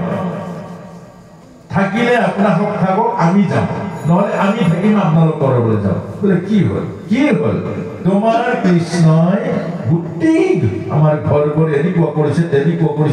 কৰিছে অমুক খাইছে তমুক খাইছে ইমান গৈ কিমান বৰ্ণনা কৰিব চবটো কৰি থৈ আহিছে মা যশোদাই কৈছে মোৰ যে কৃষ্ণই কৰিছে সেইটো কেনেকৈ প্ৰমাণ পালা নিজে মাকে অকণমান প্ৰটেকশ্যন দিয়ে সেইটো আমাৰ লাইফসকলে দিয়ে তাৰ পাছত ক'লে এয়া মোৰ ঘৰত এইটো মণি পৰি আহিছে এইটো প্ৰমাণ মোৰ ঘৰত এয়া চৰণৰ নপুৰ মোৰ ঘৰতে কাণৰ কুণ্ডল এইবোৰ লয় মুখৰ মাত বন্ধ হৈ মা যশোদাই কৈছে বোলে হেৰা মোক জানো অলপ কৰিছে গুৱাহাটীৰ ল'ৰাটো হ'ল তাক ইমান মৰম লাগে কিন্তু ল'ৰাটো ইমান দুষ্ট আমাৰ ভগৱান কেনেকুৱা ভাল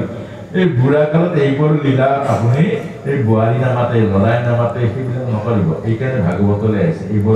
এইবোৰ মুখস্থ কৰক এইবোৰ হৃদয়ত ভৰাই লওক বুঢ়া কালত বহি এইবোৰ ৰস পাব কুঁহিয়াৰৰ ৰসতকৈ বহুত ৰস পাব এই চুকত আবুল তাবুল ভাবি টিভিৰ পৰ্দা চাই নাথাকিব এইবোৰ ৰস এফালে বুজক কৃষ্ণৰ দৃশ্যবোৰ চাওক এই যে কৃষ্ণৰ লীলাবোৰ হৃদয় উজ্জীৱিত হ'ব ৰস পাব আনন্দ পাব সেই আনন্দতে পাছত বিদায় মাগিব পাৰিব সংসাৰৰ পৰা এইটোকে কাৰণে এই লীলা আমাৰ ভগৱানে লীলাবোৰ এইকাৰণে কৈছে আপুনি যেতিয়া এই দুখ আহিব কষ্ট আহিব আজৰি সেইবোৰ ভাব কৃষ্ণ চকুমুখত কৃষ্ণ লীলাবোৰ দেখিব সব আপোনাৰ জীৱন কৃষ্ণময় হৈ পৰিব তাৰ পাছতে ক'লে বাৰু ঠিক আছে মই বাৰু এতিয়া তাক যদি ধৰি আনি তোমালোকৰ হাতত চমজাই দিওঁ তোমালোকে তাক শাস্তি দিব পাৰিবানে এজনী ক'লে নোৱাৰিবা তেওঁ শ্যাম বৰণীয় মুখখন দেখিলে মন প্ৰাণ হাৰি যায় আৰু এজনী ক'লে তেওঁৰ অলকা তিলকযুক্ত সেই ময়ূৰ পাখিৰে ভৰা ঢোকা দেখিলে মন প্ৰাণ মৰচাই কোনোবাই ক'লে নীলা নীলা মেঘৰ নিচিনা যশোদা চব ভংগ গ'ল এইটোৱে কৃষ্ণ লীলা এইটো যশোদাই ক'লে ৰবা ৰবা ৰবা হ'ল আৰু মই জানিলো মই নোৱাৰো তোমালোকৰ নোৱাৰা ময়ো নোৱাৰো তোমালোকৰ নোৱাৰা যোৱা আজিৰ পৰা নকৰিবলৈ মই তাক সকীয়াই দিম আৰু তাৰ পাছতে তেওঁলোক গ'লগে মা যশোদাই অকণমান ঘূৰিছিলেহে ভগৱান কৃষ্ণ আহিলে পেট পিহি পিহি আহিছে এইবাৰ লীলাময় কৃষ্ণ আমাৰ ভগৱান কিমান লীলা বাল মুকুন্দৰ লীলা পেট পিহি পিহি পিহি পিহি পিহি পিহি আহিছে মা মা মা মা মা মা ভোক লাগিছে বহুত খেলি খেলি আহিছো ভোক লাগিছে খং উঠিব নাই বাৰু এতিয়া গালি পাৰি থৈ গৈছেগে গোটেই গোৱালীয়ে গালি পাৰি থৈ গৈছেগে থৈছে নাই এজনী ৰাণী কিমান কথা শুনাই থৈ গৈছেগে আৰু শিৱবা খাই অহাৰ পাছত কৈছে ভোক লাগিছে কিমান খাই অহাৰ পাছত অনিষ্ট কৰাৰ পাছত কৈছে ভোক লাগিছে আপ মাৰি ধৰি মাছ যশোদা একদম চোচৰাই লৈ গৈছে ভোক লাগিছে এই গোৱালীৰ ঘৰত খাই অহাটো পেট ভৰা নাই ভোক লাগিছে কেলে যাওঁ মোৰ কোন ইয়াত গাখীৰ দৈ মাখন ক্ৰীম নদীৰ নিচিনা ভৰ্তি হৈ আছে আমাৰ ঘৰত আৰু তই কেলে যাব পাৰি কেলে আমাৰ ঘৰত তই ৰজাৰ ল'ৰা তই আৰু আমাৰ ঘৰত গোৱালীৰ ঘৰে ঘৰে এই কৰিছো কোনে কৈছে মোক তাৰে যোৱা বুলি কোনে কৈছে আমি বহু তাক খেলিয়ে আছিলো লগৰীয়াসকলক খেলি আছিলে মোৰ কোন সিহঁতে কিবা প্ৰমাণ দিব প্ৰমাণ লাগে এইটো কাণৰ কুণ্ডল এইটো চৰণৰ নকুৰ এই ধাৰ মণি এইবোৰ ভগৱান যোগেশ্বৰ এইবোৰ দেখোন আছে মোৰ কাণৰ কুণ্ডল ইয়াৰ ডিঙিৰ মণি ইয়াৰ চৰণৰ নেকুৰ এইবোৰ দেখোন আছে আকৌ গণ্ডগোল লগাই দিলে যশোদা আপোনাৰ বড়ো গণ্ডগোল লগাই থাকে চব হয় হয় হয় হয় লাগে বুঝে আকৌ অলপ নহয় এইটোৱে হ'ল কৃষ্ণ লীলা এইটোৱে হ'ল এই মায়াতে বন্দী কৰি ৰাখিছে গোটেই জগত সেইকাৰণে দুখতো মৰিব নোৱাৰে সুখতো বাচিব নোৱাৰে গোটেই মায়াতে মহি কৰি দিছে তাৰপিছত যশোদা মা দেখিলে হয় এইটো কি দুইবাৰ বিশ্বৰূপ দেখুৱাইছে মা যশোদাক তথাপিও ঈশ্বৰ নেদেখিলে এইটোৱে মায়া সেইকাৰণে কৈছে ভকতৰ পাদপদ্ম মাত্ৰ চৰণৰ পৰা মূৰ দাঙিলে আপোনাকো মায়া ধৰিলে হয়তো আকৌ এইবোৰ কাল বুজিলা মা মই কেতিয়াও দুষ্ট ল'ৰা নহয় আকৌ লাগিলে মৰমটো একদম তাৰপিছত ক'লে মোক লোৱা না কোচত খেলি খেলি খেলি খেলি ভাগৰ লাগিছে অকণমান লোৱা না আৰু মা যশোদাই বুকুত সাৱটি লৈ অনন্ত কোটি ব্ৰহ্মাণ্ডৰ মদন মোহন ভগৱন্ত অনন্ত কোটি ব্ৰহ্মাণ্ডৰ প্ৰেমৰ সমুদ্ৰই যেতিয়া মা যশোদাৰ ডিঙিত সাৱটি ধৰিলে মা যশোদাই সাৱটি ধৰিলে কেনেকুৱা লাগিব এবাৰ চকুন্দ এবাৰ অনুভৱ কৰক সেই কৃষ্ণ প্ৰেমৰ সমুদ্ৰ অনন্ত কোটি ব্ৰহ্মাণ্ডৰ মদন মোহন সেই কৃষ্ণই মা যশোদাক এজনী গোৱালী বুকুত সাৱটি ধৰিছে অলপ পাছতে ভিতৰৰ পৰা ৰাণীয়ে গাখীৰ উতলি পৰিলে বাচা নামাচোন তৎক্ষণাত একশন বাচা নামাচোন নানাম পুৰা ধৰিছে নানাম বাচা নামাচোন নানাম নামাচোন নানাম নামাচোন নানাম নামা বুলিছে নহয় নানাম ঠেকেচা মাৰি দিলে ঠেকেচা মাৰি নমাৰি দিলে 1 লিটাৰ গাখীৰ কৃষ্ণ প্ৰেম কোনটো ডাঙৰ কুইণ্টেলে কুইণ্টেলে গাখীৰ আছে 1 লিটাৰ গাখীৰ ডাঙৰ নে কৃষ্ণৰ প্ৰেম ডাঙৰ কৃষ্ণক বুকুত সাৱটি লৈছে এইটো ডাঙৰ নে গাখীৰ 1 লিটাৰ ডাঙৰ সংসাৰী মানুহৰ কাৰণে গাখীৰ ডাঙৰ কৃষ্ণ ডাঙৰ নহয় সেইকাৰণে ভাগৱত পাঠ হৈ থাকিলে লাল চাহ ওলোৱাৰ লগে লগে ভাগৱত বাদ দিয়ে দিয়া লাল চাহ দিয়ে ভাগৱতৰ প্ৰেম ভাগৱতত পিঠি দিয়ে লগতে লাল চাহত লাগি যায় এয়া হ'ল বিষয়ী মানুহ এটোকে বুজাইছে বিষয়ত যাৰ মন আছে সি কৃষ্ণ প্ৰেমৰ পৰা সদায় বঞ্চিত যাৰ বিষয়ত মন আছে যাৰ ভোগত মন আছে সি ঈশ্বৰৰ বিমুখ হয় এইটোকে বুজাইছে মা যশোদাৰ নিচিনা কৃষ্ণক বুকুটি সাৱটি লোৱাৰ পাছত কেঁচা মাৰিলে গাখীৰ 1 লিটাৰৰ কাৰণে আমাৰো বহুত ভকতে এতিয়া যদি কৈ দিয়ে বোলে জলযোগৰ ব্যৱস্থা এতিয়া প্ৰমাণ এটা চাওঁ নেকি তামোলৰ বঁটাখন আনো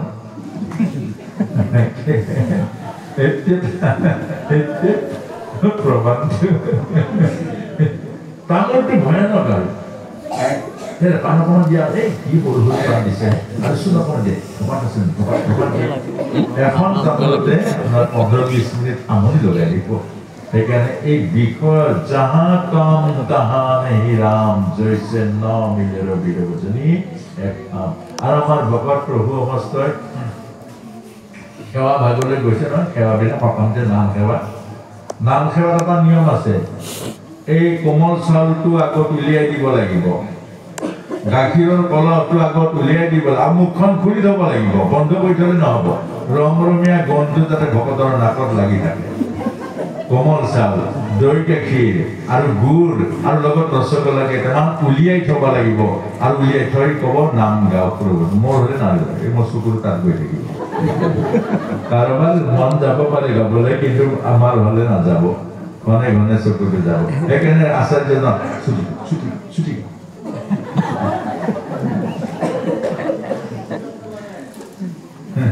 যাহা কাম তাহা নেহি ৰাম য'ত বিষয়ৰ ভোগ আছে তাত আধ্যাত্মিক সুখ নাই কৃষ্ণময় আনন্দ নাপায় আপুনি সেইকাৰণে আজিৰ পৰা সিদ্ধান্ত কৰক বিষয়ৰ ভোগ জীয়াই থাকিবলৈ কৰক বিষয়ৰ ভোগ এৰক বিষয়ৰ ভোগ মানে ইন্দ্ৰিয়ৰ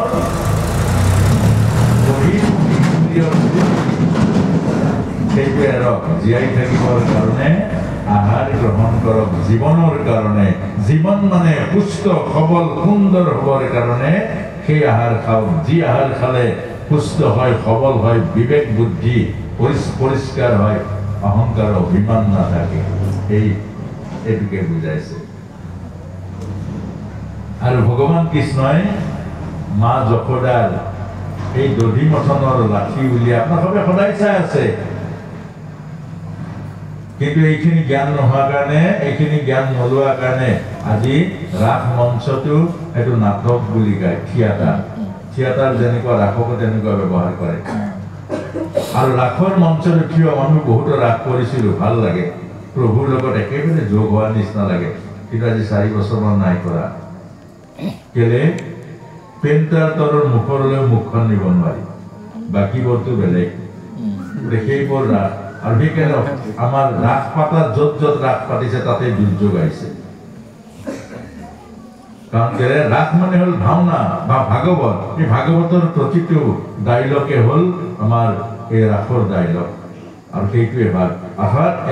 7টা বৰ্ষবাহৰ এখন ভাওনা আৰু 7টা অখণ্ড ভাগৱতৰ এখন হ'ল ৰাস য'ত দৃশ্যমান ভগৱান কৃষ্ণ ওলায় য'ত দৃশ্যমান ৰাধিকা ওলায় য'ত দৃশ্যমান গোপিনীসকল ওলায় আৰু সেইকাৰণে সেই ৰাসক আমি এতিয়া বৰ্তমান অকল নাটকৰ নিচিনা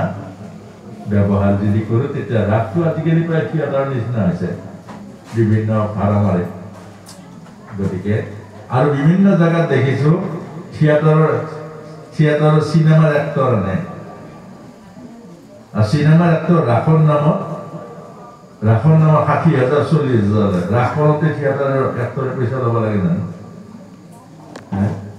সেইকাৰণে মই বহুতক কৈছোঁ যদি থিয়েটাৰৰ এক্টৰ আনি 60,000 বাকীসকল গোপীসকলে পইচা বিচাৰিব তেওঁ এই গোটেই বস্তুৰ প্ৰক্ৰিয়া পইচা লাগিব কিছুমান জায়গাত লাগিব কিছুমান জায়গাত কৰিব নোৱাৰিব পাছলৈ নষ্ট হ'ব এইটো অৰ্থাৎ ৰাগ কৰা হ'ব তেওঁলোকে থিয়েটাৰৰ দক্ষিণা দিয়ক সন্মান কৰক গামোচা দিয়ক সন্মান কৰক সমাজৰ পৰা সেৱা কৰক চৰণ ধৰি সন্মান কৰক অসমীয়া জাতিৰ নিয়ম আৰু সন্মান কৰাটো কিন্তু যদি দাবী কৰোঁ তেতিয়া আধ্যাত্মিকতাটো ক'ত থাকিলে সেইকাৰণে এই সাৱধান আমাৰ এই কথাবিলাক ভাগৱতৰ পৰা আমাক বুজাইছে আৰু ভগৱান কৃষ্ণ কি কয় লাঠি লৈ চব ভাঙি দিলে সেইকাৰণে আমিও ভাগৱতত খোৱা লোৱা বন্ধ য'ত খোৱা লোৱা আছে তাত ভাগৱত নহ'ব কিন্তু ভগৱানে কৈছে ভগৱানে সেইকাৰণে লাঠি লৈ ভাঙি দিলে যাহা কাম তাহা ৰাহি ৰাম য'ত বিষয়ৰ ভোগ আছে তাত ভাগৱতৰ বক্তাজনে কৈ থাকি কি লাভ আছে যদি শ্ৰোতাই তাৰ আধ্যাত্মিক তত্ত্ব নুবুজে নলয় তেতিয়া সেইখন শ্ৰোতাক ভাগৱতৰ কথা কোৱাটো বক্তাৰ অপৰাধ হ'ব আৰু সেইকাৰণে ভগৱান কৃষ্ণই লাঠিৰে ভাঙি দিলে আৰু তাৰ পাছতে মা যশোদা অৰ্থাৎ এইখিনি কথা কোৱাৰ কাৰণে মোকো ফোন কৰে বহুতে কি দিয়ে দৰকাৰ আছে তামোল খাব নোৱাৰি চাহ খাব আমি খুৱাই খাই থাকোঁ তেওঁ নাখায় নাখাওক তেওঁ কৈ থাকক আমাৰ কি কথা আছে আমি খুৱাই খাই থাকোঁ তেওঁ খুৱাই কৈ থাকক তেওঁ কেলে বন্ধ কৰিব ইয়াত প্ৰথম দিনাও বহুতে কৈছে ইয়াতে কৈছে চাহ নাই তামোল নাই কি পাতিছে ইয়াতে কি পাতিছে খোৱাটোৱে খাই থাকক কি অসুবিধা আছে খোৱাটোৱে কৈ থাকক এইকাৰণে আমাক কৈছে এইবোৰ ভাগৱতৰ গোটেই কথাবোৰ সোমাই আছে চব ভাঙি দিলে আৰু বিষয়ৰ আশা ভংগে ভক্ত ধৰি এতিয়া ভাগৱত চব এতিয়া আমাৰ ভক্তসকলে আজিও কৈছে কালিও কৈছে প্ৰভু ভাল হৈছে খোৱা লোৱা থাকিলে বহুত বিপদ হ'লে খোৱা লোৱা নথকাৰ কাৰণে ভাল হৈছে ভক্তৰ হৰি আপোনাক সকলো ভক্ত হৰি বিষয়ৰ আশা ভংগে ভক্তৰ হৰি এই বিষয়বোৰ বাদ দিয়াৰ কাৰণে এইবোৰ কথা শুনিলে আজি যদি নহ'লে বোৱাৰীসকলে চাহ দিব লাগিল তামোল দিব লাগে সেইটো খোলা থাকিলে কোনোবাই অকণমান কৰিলেহেঁতেন চাহ অকণমান খাইলেহেঁতেন কোনোবাই অকণমান কৰিলেহেঁতেন জলপূজক অকণমান কিবা খাইহেঁতেন আচলতে শুনাটো নহ'লহেঁতেন কিন্তু সংসাৰী মানুহৰ হৰিক নহয় ক'ত সেইকাৰণে মা যশোদাই দুবাৰ বিশ্বৰূপ দৰ্শন কৰাৰ পাছত ঈশ্বৰ নেদেখিলে খং উঠিলে মা যশোদাই ভাল পাব লাগিছিলে হয় নহয় কথাটো হয় মই গাখীৰ 1 লিটাৰৰ কাৰণে কৃষ্ণক তোৰ ডিঙিত এই সাৱটি ধৰা মোৰ প্ৰেম ভাল পোৱা এইফালে ব্ৰহ্মাণ্ডৰ সুখ মই বঞ্চিত হ'লোঁ তেনেকুৱা গাখীৰ আকৌ কুঞ্জলে পৰি আছে সেইটো বুজিলে জানো বুজা হ'লে কৃষ্ণক ঈশ্বৰ দেখিলে এটা উদ্ধৱ পিতাই বুজাইছে মা যশোদা এয়া তোমাৰ পূৰ্ণ ব্ৰহ্ম এই সত্য এই শ্ৰীহৰি এই লীলা এই লীলাময় কৃষ্ণ অৰ্থাৎ এয়া তোমাৰ পুত্ৰ ঈশ্বৰ মা যশোদাই বহি থাকে হাঁহি থাকে আগতে আৰে উদ্ধৱজী अब क्या बोलते हो ये मेरा कृष्ण ये मेरा जे श्याम सुंदर ब्रह्म भगवान ये क्या बोलते हो ये जो हम कान में कुंडल डाला है ये क्या ब्रह्म है ये हम नहाया है धुलाया है उसको कितना स्नो पाउडर अलका तिलक এইবোৰ যে বান্ধিছে এইবোৰ মিছা নেকি উল্টা কথা আকৌ কয় এইটো হ'ল এইটো মায়া এইটো লীলা সেইটো বুজি নাপায় আকৌ সেইকাৰণে আপোনাক কৈছে যে যশোদা মাৰ নিচিনা গৰাকীয়ে বিষয়ৰ কাৰণে ঠেকেচা মাৰিলে আপুনি মই কোন গোটা সেইকাৰণে আমাক বুজাইছে বিষয় আৰু আধ্যাত্মিকতা দুইটা বেলেগ বিষয়টো আৰু আধ্যাত্মিকতাটো দুইটা বেলেগ আপোনাক মোকো বুজাইছে আপোনাৰ মোহিত নহ'ব বিষয়ৰ সুখৰ কাৰণে ঈশ্বৰক নেৰিব এই ভাগৱতলৈ মানুহ কেতিয়া আহিব যেতিয়া জীৱই শুনিব বান্ধি ৰাখিব নোৱাৰিব আজি বহু কেইগৰাকীয়ে কৈছোঁ নাহিব ইয়ালৈ ৰাতি দেৰি হয় আৰু এতিয়া গৈছেহে নাহিব কিন্তু নাহিব নহয় আহিছে কেলে জীৱই যেতিয়া য'ত ৰস পাব আত্মাই যেতিয়া পৰমাত্মাৰ ৰস পাব সেই আত্মাক বান্ধি ৰাখিব নোৱাৰে আৰু শেষত মহাৰাসত আপোনালোকে গম পাব গোপীসকলক বান্ধিও ৰাখিব নোৱাৰিব কিন্তু ভাগৱতত ৰস পাব লাগিব, ভিতৰত কুমডাল সোমাব লাগিব, ভিতৰৰ মৌকফলে যাব লাগিব। যদি ভিতৰত যাবই নাপায় তাৰ ৰস ক'ত পাব? সেইকাৰণে এতিয়া এই যিটো ভগৱান কৃষ্ণ এতিয়া মা যশোদাই বিচাৰি ফুৰিছে, বাকীখিনি আপোনালোকে ৰাসত ধুনীয়াকৈ দেখিছেই। বিচাৰি বিচাৰি বিচাৰি শেষত গৈ ভগৱান কৃষ্ণ পাছে পাছে খেদিছে। এখন হাতত ৰছী, এখন হাতত এছাৰি। এইটোৱে সমস্ত দেৱ দেৱীয়ে চাইছে ওপৰে, অতি ভয়ানক প্ৰভুৰ লীলা দৃশ্য। চব দেৱ দেৱী চাইছে কেলে? এজনী তিৰতাৰ ভয়ত অনন্ত কোটি ব্ৰহ্মাণ্ডৰ ঈশ্বৰ দৌৰিছে। আগে আগে দৌৰিছে, ঘূৰি চাইছে, আকৌ দৌৰিছে, আগে আগে দৌৰিছে, ঘূৰি চাইছে, আকৌ দৌৰিছে, আৰু মা যশোদাই খেদিছে। এইটো অপূৰ্ব লীলা। চব দেৱ দেৱী ব্ৰহ্মাকে আদি কৰি সকলো দৰ্শন কৰিছে। অপূৰ্ব লীলা। এজনী তিৰতাৰ এছাৰিৰ ভয়ত অনন্ত কোটি ব্ৰহ্মাণ্ডৰ মালিক ঈশ্বৰ দৌৰিছে, আৰু দৌৰি দৌৰি দৌৰি দৌৰি শেষত গৈ থাপ মাৰি ধৰিলে প্ৰভু। মাৰি ধৰাৰ পাছতে আকৌ চচৰাই আনি যে মা মা এইখনতো বৰ দুখ পাইছো, এইখনতো মা যশোদাই ভাবিলে অকমানেই এইখন এৰিলে সেইখন ধৰি আকৌ দৌৰ মাৰি মাৰি শেষত গৈ ধৰিলে, ধৰি লৈ আনিলে, ৰছীৰে বান্ধিবলৈ যত্ন কৰিলে, উৰালে কঁকালে। আৰু যেতিয়া ৰছীৰে বান্ধিবলৈ যত্ন কৰিলে, উৰালে কঁকালে, দুৱাঙুলে নাতে। সমস্ত জড়িয়ে বান্ধে আতি আতি, সমস্ত জড়িয়ে বান্ধে আতি আতি, দুয়াঙুল জড়িয়ে নাতে, দুয়াঙুল জড়িয়ে নাতে ৰে। দুয়াঙুলে নাতে। কিমান দীঘল দীঘল ৰছীৰে দুয়াঙুলে নাতে। অৰ্থাৎ মা যশোদা হ'ল ভক্ত। আৰু ভগৱানক বান্ধিছে কেতিয়া? কাৰ্তিক মাহত। কিহেৰে বান্ধিছে? ৰছীৰে। ক'ত বান্ধিছে? পেটত। আৰু সেইকাৰণে কাৰ্তিক মাহ হ'ল দামোদৰ মাহ। দাম মানে ৰছী, উদৰ মানে পেট। আৰু সেই কাৰ্তিক মাহটো হ'ল বৈষ্ণৱ সাধনাৰ মাহ। সেইকাৰণে কাৰ্তিক মাহত কথা এটা আছে, বগলীও মাছ নাখায়। কাৰ্তিক মাহত সাধনা কৰিলে বছৰৰ ফল পায়। সেইকাৰণে কাৰ্তিক মাহটোক কৈছে দামোদৰ মাহ। আৰু সিদিনাই এই মাহটো বৈষ্ণৱসকলে প্ৰভু সাধন কৰে। আৰু সেই মা যশোদাই দুৱাঙুলে যে বান্ধিব পাৰে, আপুনি ময়ো নোৱাৰো দুৱাঙুলে। এই দুৱাঙুলটি হ'ল মই আৰু মোৰ। মই অমুকে মোৰ ৰছীৰে কৃষ্ণক বান্ধিম। মই অমুকে মোৰ ধন টকা পইচাৰে ভগৱানক বান্ধিম। মই অমুকে মোৰ ধন টকা পইচা দি ভকতক কিনি আনিম। এবাৰ মই আৰু মোৰ যেতিয়ালৈকে থাকিব, ভকতি নাপায়। এই কথাটোৱে আমাক বুজাইছে। মই আৰু মোৰ যেতিয়ালৈকে আমাৰ হৃদয়ত থাকিব, ভাৱনাত থাকিব, মনত থাকিব, ঈশ্বৰক যত্ন কৰিলেও নাপায়। মা যশোদাই নোৱাৰিলে, গতিকে আপোনাক মোকো কৈছে মই আৰু মোৰেৰে ভক্তি নকৰিব, লাভ নাই, সময় নষ্ট হ'ব। যেতিয়ালৈকে মই আৰু মোৰ নষ্ট কৰিব নোৱাৰে, তেতিয়ালৈকে ভক্তি আপুনি জানিব কোটি টকা খৰচা কৰিলে ভকতি নহ'ব।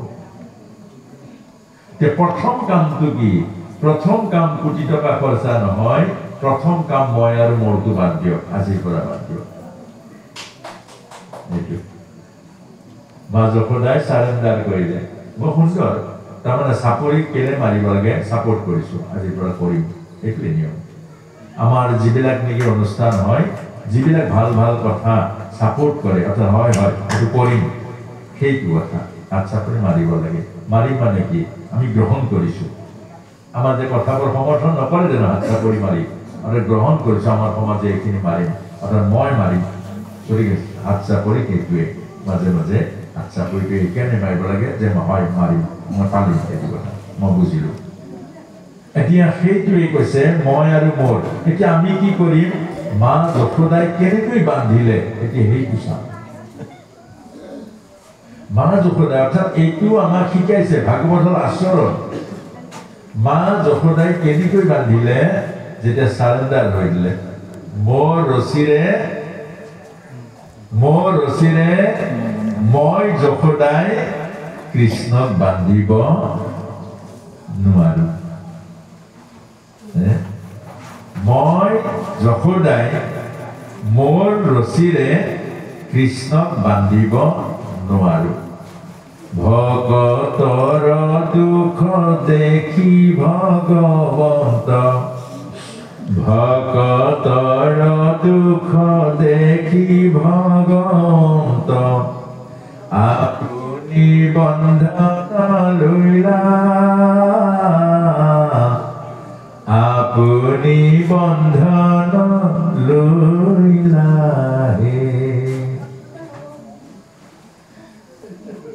দশ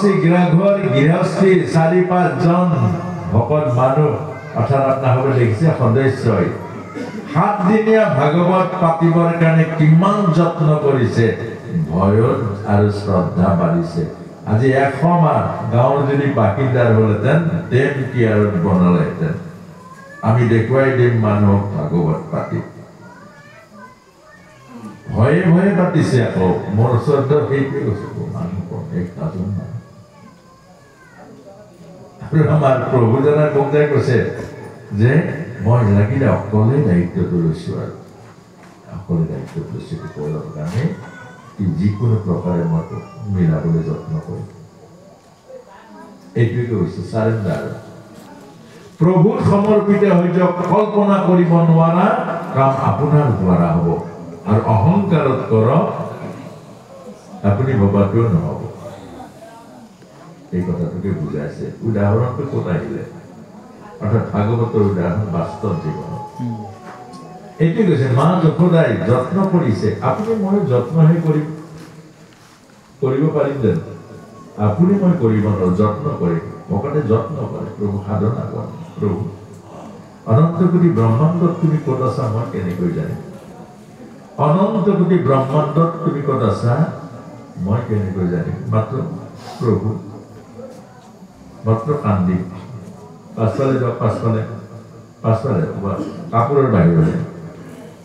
অনন্ত কোটি ব্ৰহ্মাণ্ডত ক'ত আছা প্ৰভু মই তোমাক বিচাৰি উলিয়াব নোৱাৰো দাঁতে তৃণ তুলি ধৰো মই পশু জ্ঞানত পশু কেশ চিঙি দিওঁ চৰণ মোৰ কেশ মানে কি অৰ্থাৎ আমি মৰিবই লাগে প্ৰভুৰ কাৰণে কিন্তু মই এই চুলি ছিঙি দিছোঁ সেইকাৰণে বাপেকৰ মানে যে চুলিটো ঘূৰাই দিয়ে অৰ্থাৎ চুলিটোৱে দি দিছোঁ চুলিটো দিয়া মানে প্ৰাণ দিয়া নিচিনা চুলিটো সকলোতে মৰমৰ চবতকৈ মৰমৰ বাপেকক বাকী বস্তু দিয়ক সেইবোৰ বাহিৰৰ বস্তু কিন্তু নিজৰ মানুহ জেগা তোমাৰ কাৰণে মই মৰি গ'লো আজিৰ পৰা মই মৰাৰ নিচিনা হৈ গ'লো তোমাৰ অবিহনে আৰু সেইটোকে কৈছে কেক ছিঙি দিওঁ চৰণত প্ৰভু মোৰ জীৱনৰ সৰ্বস্ব তোমাক অৰ্পণ কৰিছোঁ এইটোৱে হ'ল মা যশোদাৰ চাৰেণ্ডাৰ সমৰ্পিত আপোনাক মগো কৈছোঁ প্ৰভু আমাৰ গুৰুজনে শিকাইছে কান্দক প্ৰভুৰ ওচৰত কান্দক মেকুৰীৰ নিচিনা ভক্তি কৰক মাৰ্জাৰী ভক্তি অকল মেও মেও মেও মেও মেও ভগৱানক নিবিচাৰিব ভগৱানে মেকুৰী পোৱালীক যেনেকৈ মুখেৰে কামুৰি মাৰি মাৰি অত্যত দি সুৰক্ষিত কৰে আপোনাক মোকো সুৰক্ষিত কৰিব প্ৰভুৱে নিজে বাচিবলৈ যত্ন নকৰিব ভগৱানে বচাব বান্দৰ ভক্তি কৰক মাংকি ভক্তি অৰ্থাৎ নেৰু আৰু ৰাম তোমাৰ চৰণ থাপ মাৰি ধৰক প্ৰভুৰ চৰণত প্ৰভুৱে যিমান জপিয়াই থাকক আপত্তি নাই মাকে যিমান জপিয়াই বান্দৰৰ পোৱালি ক'ৰবাত পৰি পৰা দেখিছে জানো প্ৰভু নেৰু আৰু ৰাম তোমাৰ চৰণ যি চৰণত এবাৰ ধৰিলো নেৰু আৰু ৰাম তোমাৰ চৰণ একত ধৰ য'ত ধৰে দৌৰি নুফুৰিব দৌৰি ফুৰা কেঁকৰাৰ ফল নাই দৌৰি ফুৰা কেঁকৰাৰ ফল নাই য'ত ধৰক একত ধৰক ধৰিব নেৰিব বাছ আমি চব দৌৰি ফুৰোঁ ইয়াতে সদায় এখন দিলোঁ ল'ৰাটোৰ কাৰণে চাকৰি এটা হওক ইয়াত কাম নহ'ল পদুমণিলৈ যাম পদমণি দিলেও তাত কাম নহ'ল, বাহুদলৈ যাম। আমি তেনেকুৱা দৌৰি ফুৰোঁ।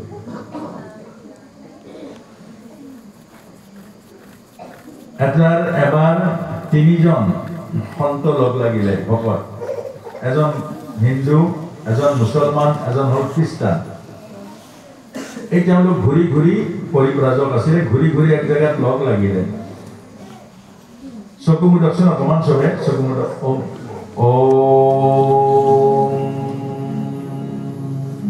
এক জেগাত লগ লাগি চবে আলোচনা কৰিলে যে কাৰ ভগৱান ডাঙৰ। মুছলমানৰ মানে হ'ল ইছলামৰ হ'ল আল্লাহ, হিন্দুৰ হ'ল কৃষ্ণ, খ্ৰীষ্টানৰ হ'ল গড, কাৰ ভগৱান ডাঙৰ। তেতিয়া আল্লাহৰ মুছলমানৰে মানছে আল্লাহু আকবৰ, আল্লাহ চবতকে ডাঙৰ। খ্ৰীষ্টানে কৈছে গড ডাঙৰ, হিন্দুৱে কৈছে কৃষ্ণটো স্বয়ং ভগৱান, কৃষ্ণতকৈ ডাঙৰ। এইৰবা তিনিটা হ'লে নহ'ব না, এটাই হ'ব লাগিব। তিনিটা হ'লে কেনেকৈ হ'ব? এটাই হ'ব লাগিব। ডাঙৰ মানে মূল এজন যদি হয়, তিনিটা কেনেকৈ হ'ব? বোলে পৰীক্ষা কৰিব লাগিব। বোলে কি পৰীক্ষা? বোলে সেই পাহাৰৰ টিলা টিলে উঠিব লাগিব, তাৰ পৰা জাপ মাৰিব লাগিব। যি বাচিলে ভগৱান ডাঙৰ, যি মৰিলে ভগৱান সৰু। ক'ত জেটটো লগাই দিলে প্ৰভু, জেটটো লগাই দিলে, পৰীক্ষাটো লগাই দিলে। ভগৱানৰো কেতিয়াবা কেতিয়াবা বেয়া কাণ্ড হৈ যায়। তাৰ পাছত দেখিলে বাৰু উঠিব, উঠি গ'লে জাপ মাৰা। জাপ মাৰিলে মুছলমানজনে আল্লাহু আকবৰ বুলি তলত পৰিলে। তাৰপিছতে খ্ৰীষ্টানজনক ক'লে জাপ মাৰা, অ' গড ছেভ মি বুলি তলত পৰিলে, জাপ মাৰিলে। তেতিয়া হিন্দুজনে জাপ মাৰিম বুলি ওলাইছিলে। তাৰপিছত বোলে শিৱ বিষ্ণু এক যে অভেদ তত্ত্ব, কেলে কীৰ্তনত কোৱা নাই জানো শিৱ আৰু বিষ্ণু এক। শিৱ বিষ্ণুৰ নাম ল'লো, শিৱ যদি ত্ৰিশূল পাত কাটি দিয়ে কি হ'ব এতিয়া? হয় নে নহয়? শিৱ ত্ৰিশূল পাত যদি পাতি দিয়ে কি হ'ব? বোলে নাই, শিৱৰ নাম ল'ব লাগিব। এই জপতীয়ে দুইটা মানুহ বুলি ওলাইছিলে, ফটকে বোলে শিৱৰ এগৰাকী পত্নী ভগৱতী আছে নহয়, ভগৱতীক দোষ লাগিলে আৰু বিপদ। তিনিটা জপতীয়াই জাপ মাৰিলে, তলত কৰি মৰি থাকিলে, তলত কৰি মৰি থাকিলে। জীৱটো গুচি গ'ল ভগৱানৰ ওচৰত। প্ৰভু তোমাৰ কিন্তু বদনাম হৈ গ'ল। বোলে কি বদনাম হ'ল? বোলে তোমাৰ গদেও ৰাখিলে আৰু আল্লাহেও ৰাখিলে, তুমি ৰাখিব নোৱাৰিলা। বোলে কেলে? বোলে মই কি কৰিছা তুমি? বোলে মই ঠিকে কৰিছিলো, একদম কৃষ্ণ বুলি জাপ মাৰিছো, আৰু মই ঠিকে কৰিছো, সুদৰ্শন চক্ৰলৈ দৌৰ মাৰিছো, ধৰো ধৰো হৈছে। তেতিয়া কি কৰিলা? তেতিয়া শিৱ বুলি সেইটো অলপ ভুল কৰিলা, আৰু সুদৰ্শন চক্ৰত থৈ ত্ৰিশূল দৌৰ মাৰি ডম্বৰু লৈ পেলাই দৌৰ মাৰিলো। তেতিয়া কি ক'লা? বোলে ভগৱতী বহুত ডাঙৰ ভুল কৰিলা, ঘূৰি আহি শাৰী পিন্ধি পিন মাৰোতে দেৰি হ'ল, তুমি মৰি থাকিলা।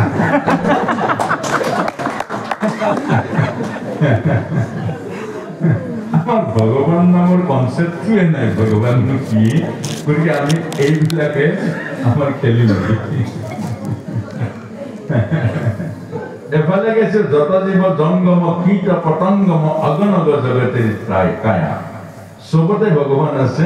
আকৌ এফালে গৈছো তোৰ তাত ভগৱান নাই, চিডিল কাষ্টৰ তাত ভগৱান নাই, অমুকত নাই। কেনেকে বুজাব বাৰু? সেইকাৰণে আমাৰ ভাগৱতে কৈছে যিমানে জটিল হ'ব, চব জটিল হৈ যাব। বুকুত সাৱটি লওক, জাত নিবিচাৰিব, ধৰ্ম নিবিচাৰিব, ধন নিবিচাৰিব, বুকুত সাৱটি লওক, ভগৱত প্ৰেম পাব। সেইকাৰণে ভগৱান ৰামে বিভীষণক বুকুত সাৱটি লৈছে, ৰাৱণৰ ভায়েক বিভীষণক বুকুত সাৱটি লৈছে, চণ্ডালক কেৱটো বুকুত সাৱটি লৈছে, সবৰীমা জোঠা বগৰী ফল খাই দিছে। চিধা হয়। আৰু তেতিয়া চবতে আপুনি ঈশ্বৰ পাব, প্ৰেম পাব। জটিল হলে চবতে, নিজৰ মাকতো জটিল আছে। আৰু সেইকাৰণে এইখিনি কথাই আমাক কৈছে। তাৰ পাছতে ভগৱান কৃষ্ণক উৰালে কঁকালে, অৰ্থাৎ পেটে বান্ধিলে, আৰু সেইটো দামোদৰ মাহ আৰু সেইটো বৈষ্ণৱ মাহ, কাৰ্তিক মাহ। তাৰ পাছতে উৰালে কঁকালে বান্ধিলে, আৰু ভগৱান কৃষ্ণৰ উৰালটো নি এই যে নন্দৰ আংগিনাত দুজোপা গছ আছিলে, সেই গছ যমৰ অৰ্জুনৰ মাজেৰে ফাঁকটোৰে সোমাই গ'ল, আৰু কঁকাল ফান দিয়ে বল দিলা বনমালী, আৰু সেই কঁকাল ফান দিয়ে বল দিলা বনমালী, গছজোপা পৰিলে, তাৰ পৰা দুটা দিব্য চতুৰ্ভুজীয়া পুৰুষ ওলাই গ'ল। গছ দুজোপাৰ পৰা। এইজন কোন আছিলে? নল কুবেৰ আৰু মণিগ্ৰীৱ আছিলে, কুবেৰৰ পুত্ৰ। কুবেৰ মানে বাপেকৰ বহুত টকা পইচা থকা, কুবেৰৰ বহুত ধন আছে, আৰু যাৰ বেছি বেছি ধন আছে ল'ৰা ছোৱালী তাতে বেছি বেয়া হয়। এতিয়া কুবেৰৰ পুত্ৰ এনেকুৱা ভয়ানক আছিলে, আৰু শেষত কি কৰিলে? তাৰ নিচা আৰু নাৰী, এই নিচা দুইটাই ভয়ানক নিচা। আৰু নিচা কৰোঁতে কৰোঁতে কি হ'ল? চেতনা মৰি গ'ল। নিচাই চেতনা মৰে, নিচাই চেতনা মৰে, গাখীৰে চেতনাৰ দুৱাৰ খোলে। সাৱধানে শুনিব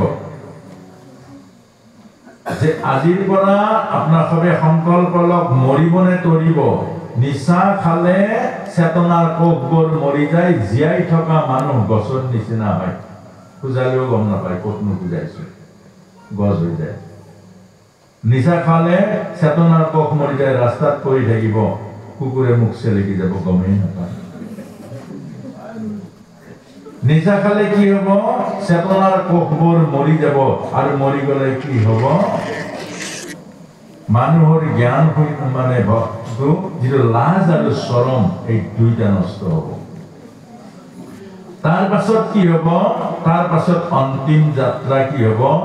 গছ হব লাগিব। খুব ধ্যান দি শুনিব। এই যে দুজোপা গছ, নল কুবেৰ আৰু মণিগ্ৰীৱ পাছত গৈ গছ হৈ গল। যে নাৰদ মুনিৰ আগত লাজ নকৰিলে, উলংগ হবৰ কাৰণে লাজ নকৰিলে, জ্ঞান বুদ্ধি বিবেকক মাৰি পেলালে নিচা খাই খাই খাই। আৰু যেতিয়া জ্ঞান বুদ্ধি আৰু বিবেক মৰি গল, যেতিয়া আনকনচিয়াছ হৈ গল, অচেতন হৈ গল, তাৰ পাছতে পুনৰ গছ হৈ গল। গছ মানে হল আৱৰ্জনীত মূৰটো সোমাই গল। এই মানুহ হল মূৰটো ওপৰলৈ আছে, গছ মূৰটো একেবাৰে তলত আছে মাটিত। আৰু গছৰ পৰা মানুহ হবলৈ কিমান কোটি জন্ম লাগিছে, আৰু এই গছৰ পৰা মানুহ হবলৈ, মানুহ হোৱাৰ পাছত নহয়, গন্ধৰ্ব হোৱাৰ পাছত আকৌ পুনৰ গছ হৈ গল, মূৰটো তললৈ সোমাই গল। কোটি কোটি জন্ম, ৰ'দ বৰষুণ আৰু বুজি নাপায়। এইটোকে সাৱধান কৰিছে আমাৰ যুৱকসকলক। নিচা নাখাব, চেতনাৰ কোষ নামাৰিব, চেতনাৰ খোলক দুৱাৰ খোলক, চেতনা খোলক। মানুহৰ পৰা দেৱতা হৈ যাব, দেৱতাৰ পৰা ঈশ্বৰত্ব হৈ যাব, কিন্তু মানুহৰ পৰা আৱৰ্জনীত গছ নহব, সচেতন নহব। এই সুন্দৰ মানৱ দেহা দুনাই নাপায়। আজিৰ পৰা ইয়াত অন্তৰ সৌভাগ্য পাইছে, অৰ্থাৎ ভগৱানে কৃষ্ণৰ উৰাল লাগি যেনেকৈ দিব্য জীৱন পাইছে, আজিও শ্ৰীমদ ভাগৱতৰ এই দিব্য কথাই আপোনাৰ জীৱনত দিব্যতা আনি দিব, চতুৰ্ভুজ হৈ যাব, প্ৰভুৰ পৰম কৃপা লাভ কৰিব। আজিৰ পৰা সংকল্প লওক যে আজিৰ পৰা প্ৰভু ভুল কৰিলো, প্ৰভু আজি বুজি পালো, আজি বুজি পালো। এইটো প্ৰায়শ্চিত্ত। ব্ৰাহ্মণে টিলিঙা বজাই প্ৰায়শ্চিত্ত কৰিব নোৱাৰে, কোনো ভকতে নাম গাই বৰতাল বজাই প্ৰায়শ্চিত্ত কৰিব নোৱাৰে। প্ৰায়শ্চিত্ত হল অনুশোচনা, প্ৰায়শ্চিত্ত হল বুজি পোৱা। আৰু আজি আমাক সেইটোকে বুজাইছে যে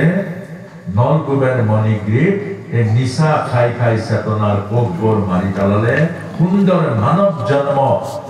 চেতনা হেৰাই গল, পাছত গৈ গছ হল। গতিকে আজি এই ব্যাসপীঠৰ পৰা এই অঞ্চলৰ যিসকল যুৱক আহিছে, আত্মাৰে সমস্ত কৈছো, আপোনালোকে নিচা কেতিয়াও নাখাব, কেতিয়াও নাখাব। নিচা খালে কি পায়? চেতনাবোৰ মৰি যাব, আৰু লাজবোৰ নোহোৱা হব। মানে এনে কাজিয়া কৰে জানো, নিচা খাই আহি আকৌ কাজিয়া কৰিবলৈ আহে। নিচা খাই,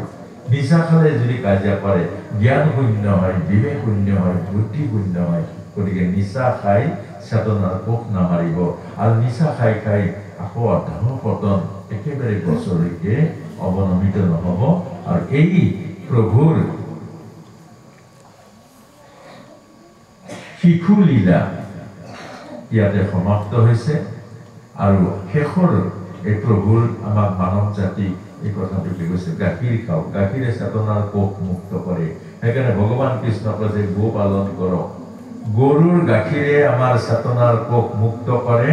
আৰু ইটোৱে চেতনাৰ কোষ মাৰে। নিজক নামাৰিব, নিজক উদ্ধাৰ কৰক, নিজক ভাল পাওক,